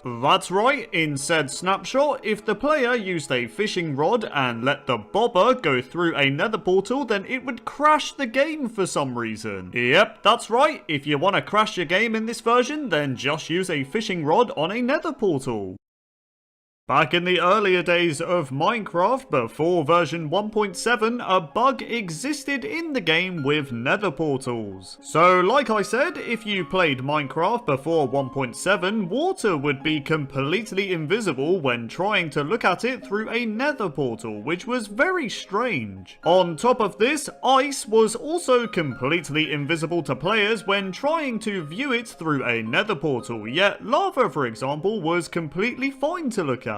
But yeah, in version 1.7, the bug was fixed. Hoglins are hostile mobs in Minecraft that can spawn in the Nether and they can kill you pretty easily if you're not careful. However, Hoglins will not attack you if you are standing near a Nether portal. This is because Hoglins are scared of Nether portals, and if they go near one, they'll just run away. It's okay, Hoglin, it's just a portal. If you're like me and you're sometimes too lazy to mine obsidian to make a Nether portal, then you are not alone. But not to worry, as in Minecraft, it is actually possible to create a Nether portal without mining obsidian. Just simply place water on top of lava until you form the shape of a Nether portal, and there you go. You can light the portal and go to the Nether knowing you didn't have to painfully mine a bunch of obsidian. So we all know that in Minecraft today, you are able to create Nether portals in lots of different sizes. However, in the olden days of Minecraft, this Nether portal right here was the only design that let you activate it, and if you remember this, then you are a Minecraft veteran. The biggest possible Nether portal you can make in vanilla Minecraft is a maximum build of 23 by 23 obsidian, which is honestly pretty huge. I mean, just look at this portal, man, it's very impressive. If you want to travel to the Nether in the end dimension, then you can't can't, as no matter how hard you try, you cannot activate a nether portal in the end, so don't even bother trying. At the time of me making this video, the nether portal is nearly 11 years old, which is honestly crazy to think about. When did you guys start playing Minecraft? Let me know in the comments below. Back in the earlier days of Minecraft, in the alpha and beta versions of the game, flowing water was able to destroy activated nether portals, which was honestly quite annoying. However, in Minecraft today, flowing water will do nothing to said nether portal, which is very lovely. You can, however, place a water bucket on the portal itself and destroy it. In Minecraft, it is actually possible for a zombified piglin to rarely spawn from an activated nether portal in the overworld. With that said, however, the spawn rate of these zombie piglins from nether portals is based on the difficulty you play on. So on easy mode, the spawn rate is normal. On normal difficulty, they can spawn twice as often, and on hard mode, they can spawn 3 times as often. So yeah, if you're playing on hard mode, expect to see a few zombie piglins spawning from your nether portals. It's okay, just let them vibe and you'll be fine. The ghast mob can be very annoying in the nether, as they can intend to shoot fireballs at you, but accidentally hit and destroy your nether portal in the process. Cheers ghast, appreciate that mate. But don't worry guys, if your nether portal breaks in the nether, a ghast can also reactivate your nether portal by once again shooting another fireball at you. Okay ghast, I take back my sarcastic comment, I really appreciate it man. In Minecraft, when you enter a nether portal, you'll get this nausea animation while preparing to go to the nether, which looks like this. However, back in the earlier days of Minecraft, in the alpha days of the game, the nausea animation while entering a portal moved a lot faster, which actually caused motion sickness for some players. Because of this, the portal animation was toned down in Minecraft Beta, and it's remained like this ever since. In Minecraft Beta 1.9 pre-release 4, the nether portal's texture was changed to have a slightly darker look. On top of this, the portal frame itself gave off a slightly dark reddish colour rather than the purple colour we're all familiar with. However, this weird nether portal texture change was reverted in Minecraft 1.0.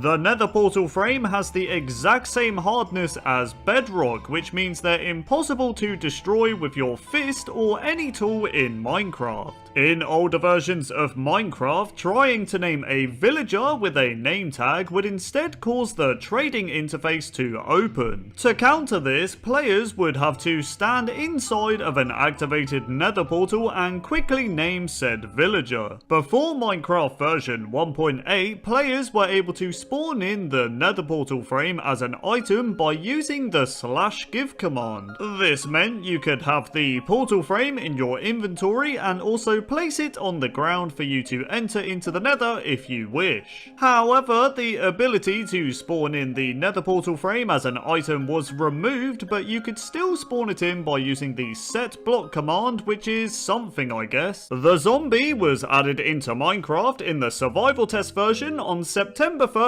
2009, which was over 12 years ago. In Minecraft, all zombies that spawn in desert biomes have an 80% chance to spawn being replaced by the husk mob, which looks like this. This means it's actually rather rare for a zombie to be in a desert biome, as most of the time they'll just be husks. In the Minecraft 1.5 update in 2013, a change was briefly made to zombies, where said zombies would do increased damage to the player when the zombie's health was low. So in other words, when a zombie was about to die, they could kill the player a bit easier, which gave them a fighting chance, I guess. However, in version 1.6, this feature was removed, which I'm sure a lot of players were happy about. Back in the earlier days of Minecraft, in the survival test version of the game, zombies would occasionally wear armor. In this version, however, the zombies would only wear iron helmets and iron chest plates. On top of this, the armor that the the zombies wore in the survival test were purely cosmetic and did not increase the zombies' protection at all. In other words, the zombies just wanted to look cool, and they did. Well, I thought they looked cool. Anyways, moving on. In Minecraft Bedrock Edition, there is an exclusive feature in the game where baby zombies are able to ride adult stray cats, and if you want to know what that looks like, then here you go. Not only that, but in Bedrock Edition, baby zombies can also ride pandas, which too is a rather strange thing to encounter, but hey, it looks like this. I just feel so bad for the cat, man. I mean, just look at it. Anyways, moving on. In Minecraft, most hostile mobs will track the player within 16 blocks of their proximity, whereas zombies can track the player from up to a whopping 42 blocks away. This makes zombies rather annoying, as you'll always see a bunch of zombies approaching you from very far away. Yeah, I can see you, mate. Can you just go away, please? However, if you happen to obtain a zombie head and wear it, then the detection range of the zombies is reduced by 50%. So yeah, wear a zombie head and zombies will only be able to see you from 21 blocks away, which is still a bit annoying, but it's better than 42. Zombies are potentially the meanest mobs in Minecraft, as they will attack and kill baby turtles, which is just horrible. This is so hard to watch, man, but I had to show it for the purpose of the video. I'm sorry, guys. If you thought that was bad, then it just gets worse, as zombies will also seek out and destroy turtle eggs within a 24 block radius, which is just awful as well. I can't believe this is a thing in Minecraft. Anyways, Anthony, let's just relax, calm down, mate. Let's move on again. Back in the earlier days of Minecraft, in the survival test version of the game, zombies could run as fast as the player, making them really difficult to get away from. Listen, mate, get away from me, alright? I'd rather have a creeper blow me up than have you chase me. Due to zombies being undead mobs in Minecraft, a potion of harming will actually heal the zombies rather than, well, harm them. Because of this, a potion of healing will do the complete opposite to zombies. That's right, if you chuck a potion of healing at a zombie, it will actually deal damage to them and eventually kill them. In the 0.31 version of Minecraft InDev, a change was briefly made to where zombies were completely passive and wouldn't attack you at all. So yeah, if you want to chill and vibe with the zombies, play this version of Minecraft. Or, you know, you can just play creative mode, but you get my point. During Halloween, Minecraft is considered to be a slightly harder game, and here is why. So every year on October 31st, zombies have a chance to spawn wearing a pumpkin on their head, which means they won't burn and die in daylight. So yeah, enjoy dealing with zombies during the day on Halloween. Not sure why I said Halloween like that, but fair enough, moving on. Now, the zombie was the second ever mob to be added into Minecraft, but what was the first mob? So the first mob added was the human mob, and they were just Steve skins that would run around aimlessly while flapping their arms about, which looked pretty funny. However, the human mob has since been removed from Minecraft, which means zombies are the oldest surviving hostile mob in Minecraft, which is impressive. Well done, zombie. I'm proud of you, mate. Back in the earlier days of Minecraft, from version InDev to beta 1.7, zombies would drop 0 to 2 feathers upon death.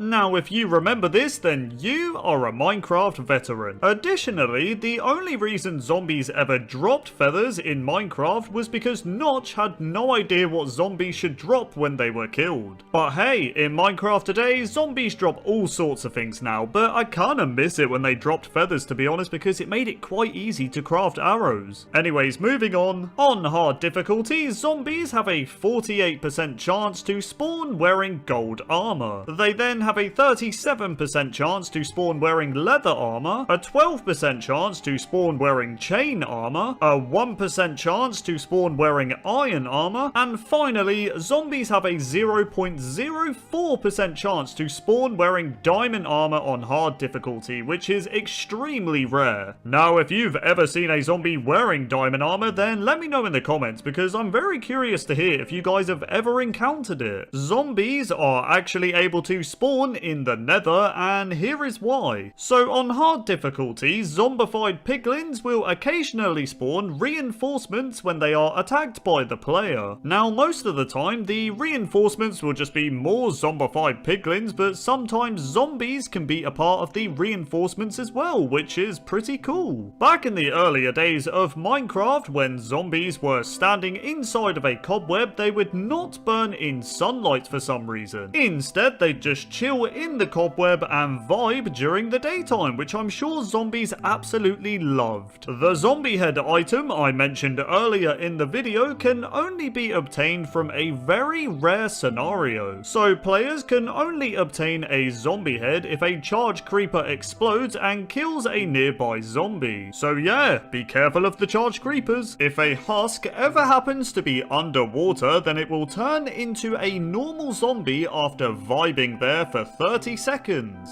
This newly turned zombie will then turn into a drowned mob after an additional 30 seconds if it continues to stay there underwater. Back in the earlier days of Minecraft, the baby zombie mob used to not burn in sunlight during the daytime. This made them one of the most annoying mobs ever, as you'd just be trying to vibe during the day when a stupid baby zombie would come charging towards you and potentially kill you as well. But luckily, in version 1.13, a change was made to where baby zombies would now burn in the sun, which I am so happy about. Oh my god. If a zombie attacks the player while they're on fire, then there's a small chance that the player will be set on fire as well. On top of this, the higher the difficulty you're playing on, the higher the chance the zombie has to set you on fire, so watch out for burning zombies if you're playing hardcore. As of the time of me making this video, there is a glitch present in Minecraft when it comes to axolotls. So if you attach a lead to an axolotl, then it will begin to walk extremely fast around the player, as you can see. Why they do this, I have no idea, but this axolotl is absolutely loving it. This glitch also works with more than one axolotl, which means you can attach multiple axolotls to a lead and they'll all just circle around the player very quickly, which just looks absolutely mayhem. Anyways, let's move on. The reason why axolotls were added into Minecraft is because axolotls in real life are critically endangered, so I think it's great that Mojang are raising awareness for them. In Minecraft, axolotls will attack all underwater mobs except turtles and dolphins. This includes the drowned, guardian, elder guardian, squid, glow squid, and fish. If a mob or player attacks an axolotl, then they have a 1 in 3 chance of playing dead. This means they'll pretend to be dead for 10 seconds while recovering 2 hearts of health. The axolotl you see on screen is an unreleased green variant of the mob, and it looks kinda cool. Now, the green axolotl was seen in the Minecraft Live recap screenshot in 2020, but it was never officially added in Minecraft 1.17, which is a shame, to be honest. On top of this, in the trailer video for part 1 of the Caves and Cliffs update, the green axolotl can briefly be seen despite it not appearing in the update itself. Rest in peace, green axolotl. You will be missed. In Minecraft, axolotls can be bred by using buckets of tropical fish, but not by using the tropical fish items themselves. This is because in real life, axolotls will only eat living fish. And you know, the fish that are still in the buckets are still alive, so this feature makes sense. The reason why blue axolotls have a 1 in 1,200 chance to spawn is due to the fact that there are only roughly 1,200 axolotls left in the wild in real life. Honestly, reading that fact is rather sad, but again, I'm glad Mojang is bringing awareness to axolotls. Despite their small size, axolotls in Minecraft are able to climb up blocks, as you can see, which looks so cute, to be honest. I mean, they're getting there. They're trying. You've got this, axolotl. If a player kills a mob that an axolotl is in combat with, then the axolotl will give you the regeneration effect for a few seconds, which is very lovely of them. Right-clicking on an axolotl with a bucket allows you to collect it, giving you a bucket of axolotl, which looks like this. This allows you to put the bucket of axolotl in a dispenser and dispense an axolotl at the click click of a button. Another thing you can do with a bucket of axolotl is put the bucket inside of an item frame and display your lovely axolotl. I'm not gonna lie, this feels a bit mean to be honest. The axolotl should be chilling in the water and instead it's just trapped in an item frame, which is horrible. Anyways, moving on. The blue axolotl is the only variant that is not based on a real life axolotl. The other 4 axolotls on the other hand are in fact based on real axolotls, which is a nice attention to detail. But don't worry, the blue axolotl is still very interesting as it was added after somebody suggested it on Reddit. So Reddit user known as Dark Eyes Flame mentioned that Minecraft should add a rare blue axolotl and have its appearance be based off Mudkip from the Pokemon series. So yeah, the blue axolotl isn't based on real life, but it is based off Mudkip from Pokemon, which is very cool. A wooden tool will burn exactly the same in a furnace regardless of its remaining durability. This means a used up wooden tool with low durability will be just as effective as a new wooden tool. Before furnaces were added into Minecraft, items were smelted in a different way. So in the early versions of Minecraft in dev, players could smelt ores by dropping the item on the ground and setting them on fire with a flint and steel. Definitely a very different way of smelting ores, but hey, at least it worked. A lava bucket is the most effective furnace fuel to use in Minecraft as it can smelt up to a whopping 100 items, which is crazy. In Minecraft Java Edition, if you break a furnace with your hand, it takes exactly 17.5 seconds to destroy it. With that said, the furnace will not drop as an item, so don't waste your time doing this like I did. On Minecraft Bedrock Edition, however, destroying a furnace with your hand again takes 17.5 seconds, but the furnace will drop as an item. Back in the earlier days of Minecraft, in versions Alpha and Beta, furnaces took a lot longer to destroy with a pickaxe. On top of that, in Minecraft Alpha and Beta, no matter which pickaxe you used, it took the same amount of time to destroy the furnace. So yeah, breaking a furnace back then was just really painful. The smelting time of each item in an active furnace is exactly 8 seconds. In the alpha versions of Minecraft, the top part of the furnace texture was made out of stone, which looks like this. This made the furnace a lot easier to hide from other players as you could blend the furnace in with regular stone, which was pretty cool. However, in Minecraft Beta, the top part of the furnace received its own texture. The village structures that you find in snow biomes contain these snowy houses that look like this. In said snowy house, you can find a chest that has a 9.9% chance to have a furnace inside of it. If you have tamed a cat in Minecraft and have an active furnace going, then be prepared as your cat will sit on the lit furnace to keep warm. At some point in Minecraft version InfDev, a change was briefly made to where the furnaces no longer had a face and used the same texture all around. Yeah, I'm not going to lie, this does not look right at all, but yeah, this change was quickly reverted. Another change that was briefly made in the InfDev version of Minecraft was the furnace smelt time. So as mentioned before, each item in Minecraft takes 8 seconds to smelt, but in InfDev, a change was made to where items only took 4 seconds to smelt. So yeah, items smelted a lot quicker in InfDev, but this change was quickly reverted. Smelting items in a furnace by using a block of coal is more efficient than using just the coal itself. This is because one block of coal can smelt up to 80 items in a furnace, whereas just using 9 coal in a furnace will only smelt up to 72 items. In the early stages of Minecraft Alpha, there used to be a really annoying bug in the game when it came to placing furnaces. So in Alpha, when you placed a furnace, it would always place facing away from the player, which was really annoying when you wanted to place it in your house. I hated this back in the day. Oh wait, am I recording?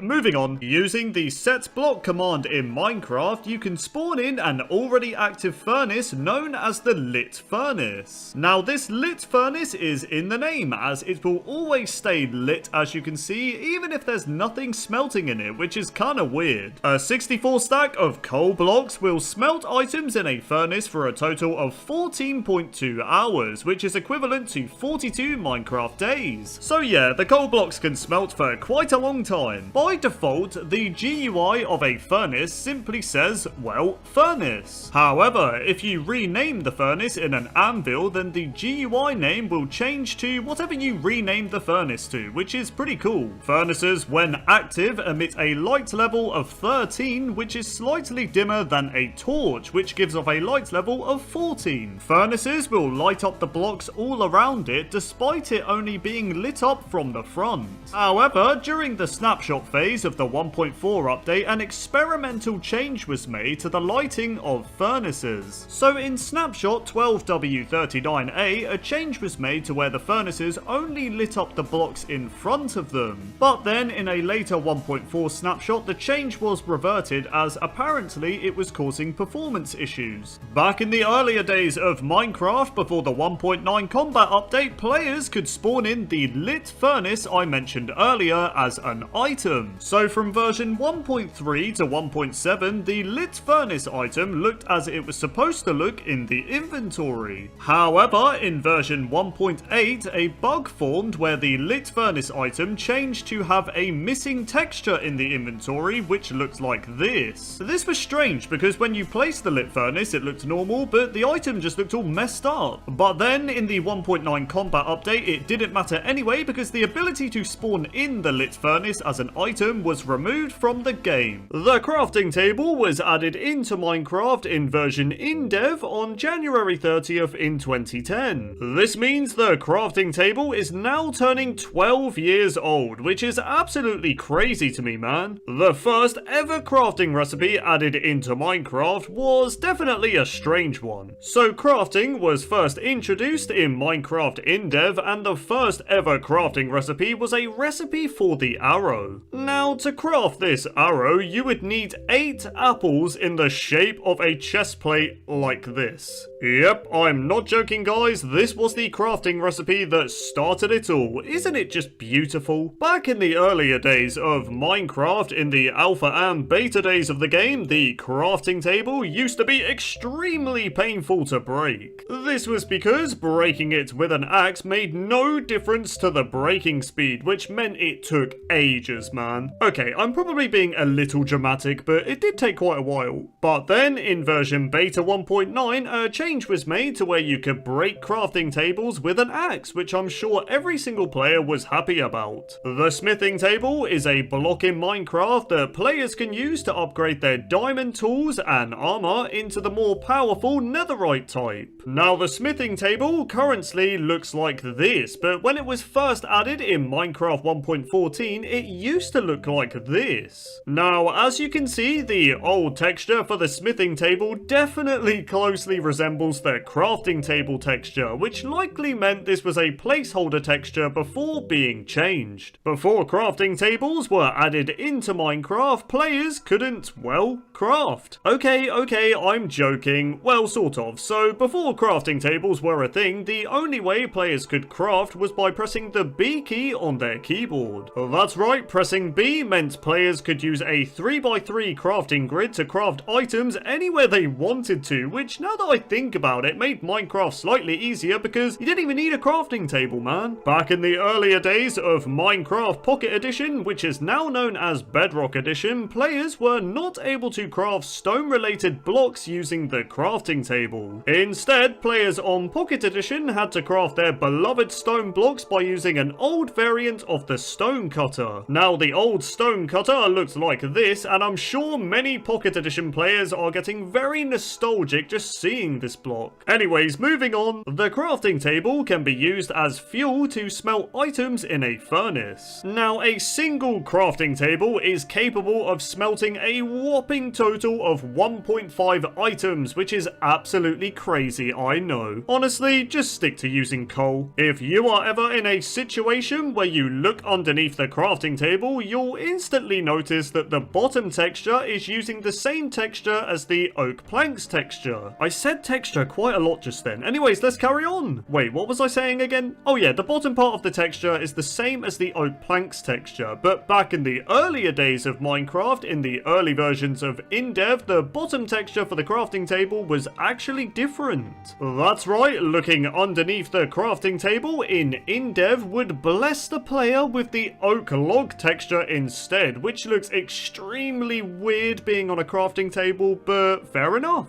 Have you guys ever taken some time out of your day to just look and admire the crafting table? No? Just me? Well, if you are as weird as me, you'll notice that the crafting table texture features a hammer, a saw, and some pliers. Now, to me, this has always been kinda strange. Also, I always thought those pliers were a creeper face, and I feel lied to after all these years, man.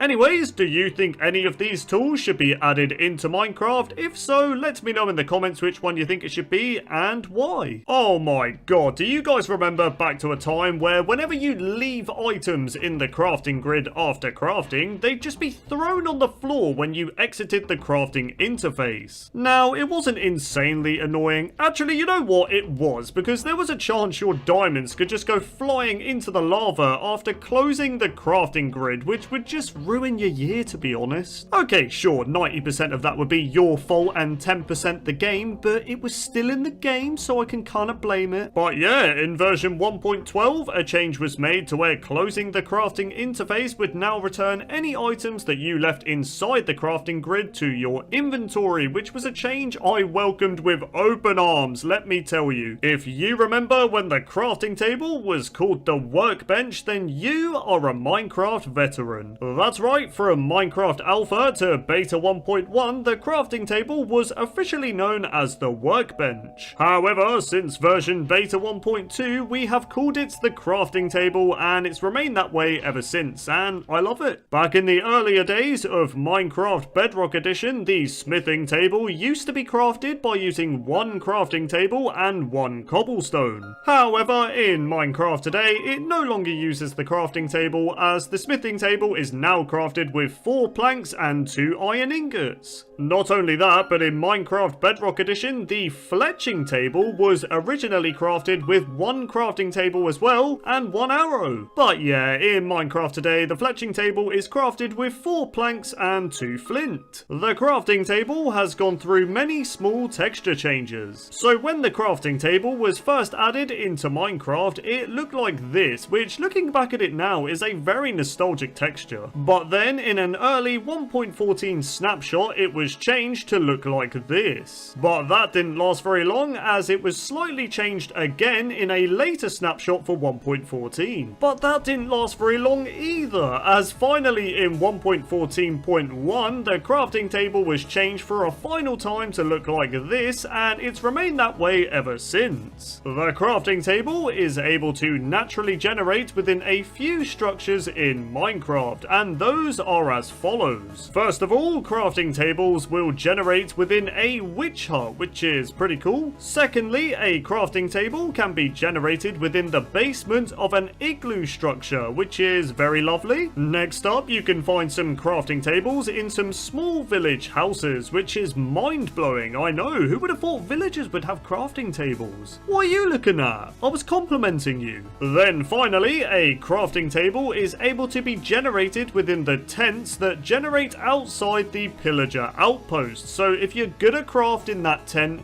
be careful with those pillagers, man. You don't want to get a crossbow arrow to the face. Just couldn't, well, craft. Okay, I'm joking. Well, sort of. So, before crafting tables were a thing, the only way players could craft was by pressing the B key on their keyboard. That's right, pressing B meant players could use a 3x3 crafting grid to craft items anywhere they wanted to, which, now that I think about it, made Minecraft slightly easier because you didn't even need a crafting table, man. Back in the earlier days of Minecraft Pocket Edition, which is now known as Bedrock Edition, players were not able to craft stone-related blocks using the crafting table. Instead, players on Pocket Edition had to craft their beloved stone blocks by using an old variant of the stone cutter. Now, the old stone cutter looked like this, and I'm sure many Pocket Edition players are getting very nostalgic just seeing this block. Anyways, moving on, the crafting table can be used as fuel to smelt items in a furnace. Now, a single crafting table is capable of smelting a whopping total of 1.5 items, which is absolutely crazy, I know. Honestly, just stick to using coal. If you are ever in a situation where you look underneath the crafting table, you'll instantly notice that the bottom texture is using the same texture as the oak planks texture. I said texture quite a lot just then. Anyways, let's carry on. Wait, what was I saying again? Oh yeah, the bottom part of the texture is the same as the oak planks texture, but back in the earlier days of Minecraft, in the early versions of InDev, the bottom texture for the crafting table was actually different. That's right, looking underneath the crafting table in InDev would bless the player with the oak log texture instead, which looks extremely weird being on a crafting table, but fair enough.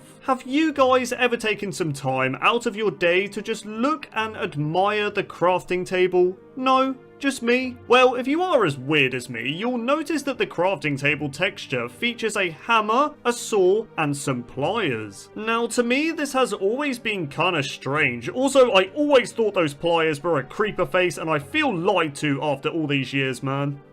Anyways, do you think any of these tools should be added into Minecraft? If so, let me know in the comments which one you think it should be, and why. Oh my god, do you guys remember back to a time where whenever you'd leave items in the crafting grid after crafting, they'd just be thrown on the floor when you exited the crafting interface? Now, it wasn't insanely annoying. Actually, you know what? It was, because there was a chance your diamonds could just go flying into the lava after closing the crafting grid, which would just ruin your year, to be honest. Okay, sure, 90% of that would be your fault and 10% the game, but it was still in the game, so I can kind of blame it. But yeah, in version 1.12, a change was made to where closing the crafting interface would now return any items that you left inside the crafting grid to your inventory, which was a change I welcomed with open arms, let me tell you. If you remember when the crafting table was called the workbench, then you are a Minecraft veteran. That's right, from Minecraft Alpha to Beta 1.1, the crafting table was officially known as the workbench. However, since version Beta 1.2, we have called it the crafting table, and it's remained that way ever since, and I love it. Back in the earlier days of Minecraft Bedrock Edition, the smithing table used to be crafted by using one crafting table and one cobblestone. However, in Minecraft today, it no longer uses the crafting table, as the smithing table is now crafted with 4 planks and 2 iron ingots. Not only that, but in Minecraft Bedrock Edition, the fletching table was originally crafted with 1 crafting table as well, and 1 arrow. But yeah, in Minecraft today, the fletching table is crafted with 4 planks and 2 flint. The crafting table has gone through many small texture changes. So when the crafting table was first added into Minecraft, it looked like this, which looking back at it now is a very nostalgic texture. But then in an early 1.14 snapshot, it was changed to look like this. But that didn't last very long, as it was slightly changed again in a later snapshot for 1.14. But that didn't last very long either, as finally in 1.14.1 the crafting table was changed for a final time to look like this, and it's remained that way ever since. The crafting table is able to naturally generate within a few structures in Minecraft, and those are as follows. First of all, crafting tables will generate within a witch hut, which is pretty cool. Secondly, a crafting table can be generated within the basement of an igloo structure, which is very lovely. Next up, you can find some crafting tables in some small village houses, which is mind-blowing. I know, who would have thought villagers would have crafting tables? What are you looking at? I was complimenting you. Then finally, a crafting table is able to be generated within the tents that generate outside the pillager outpost. So if you're good at crafting that tent,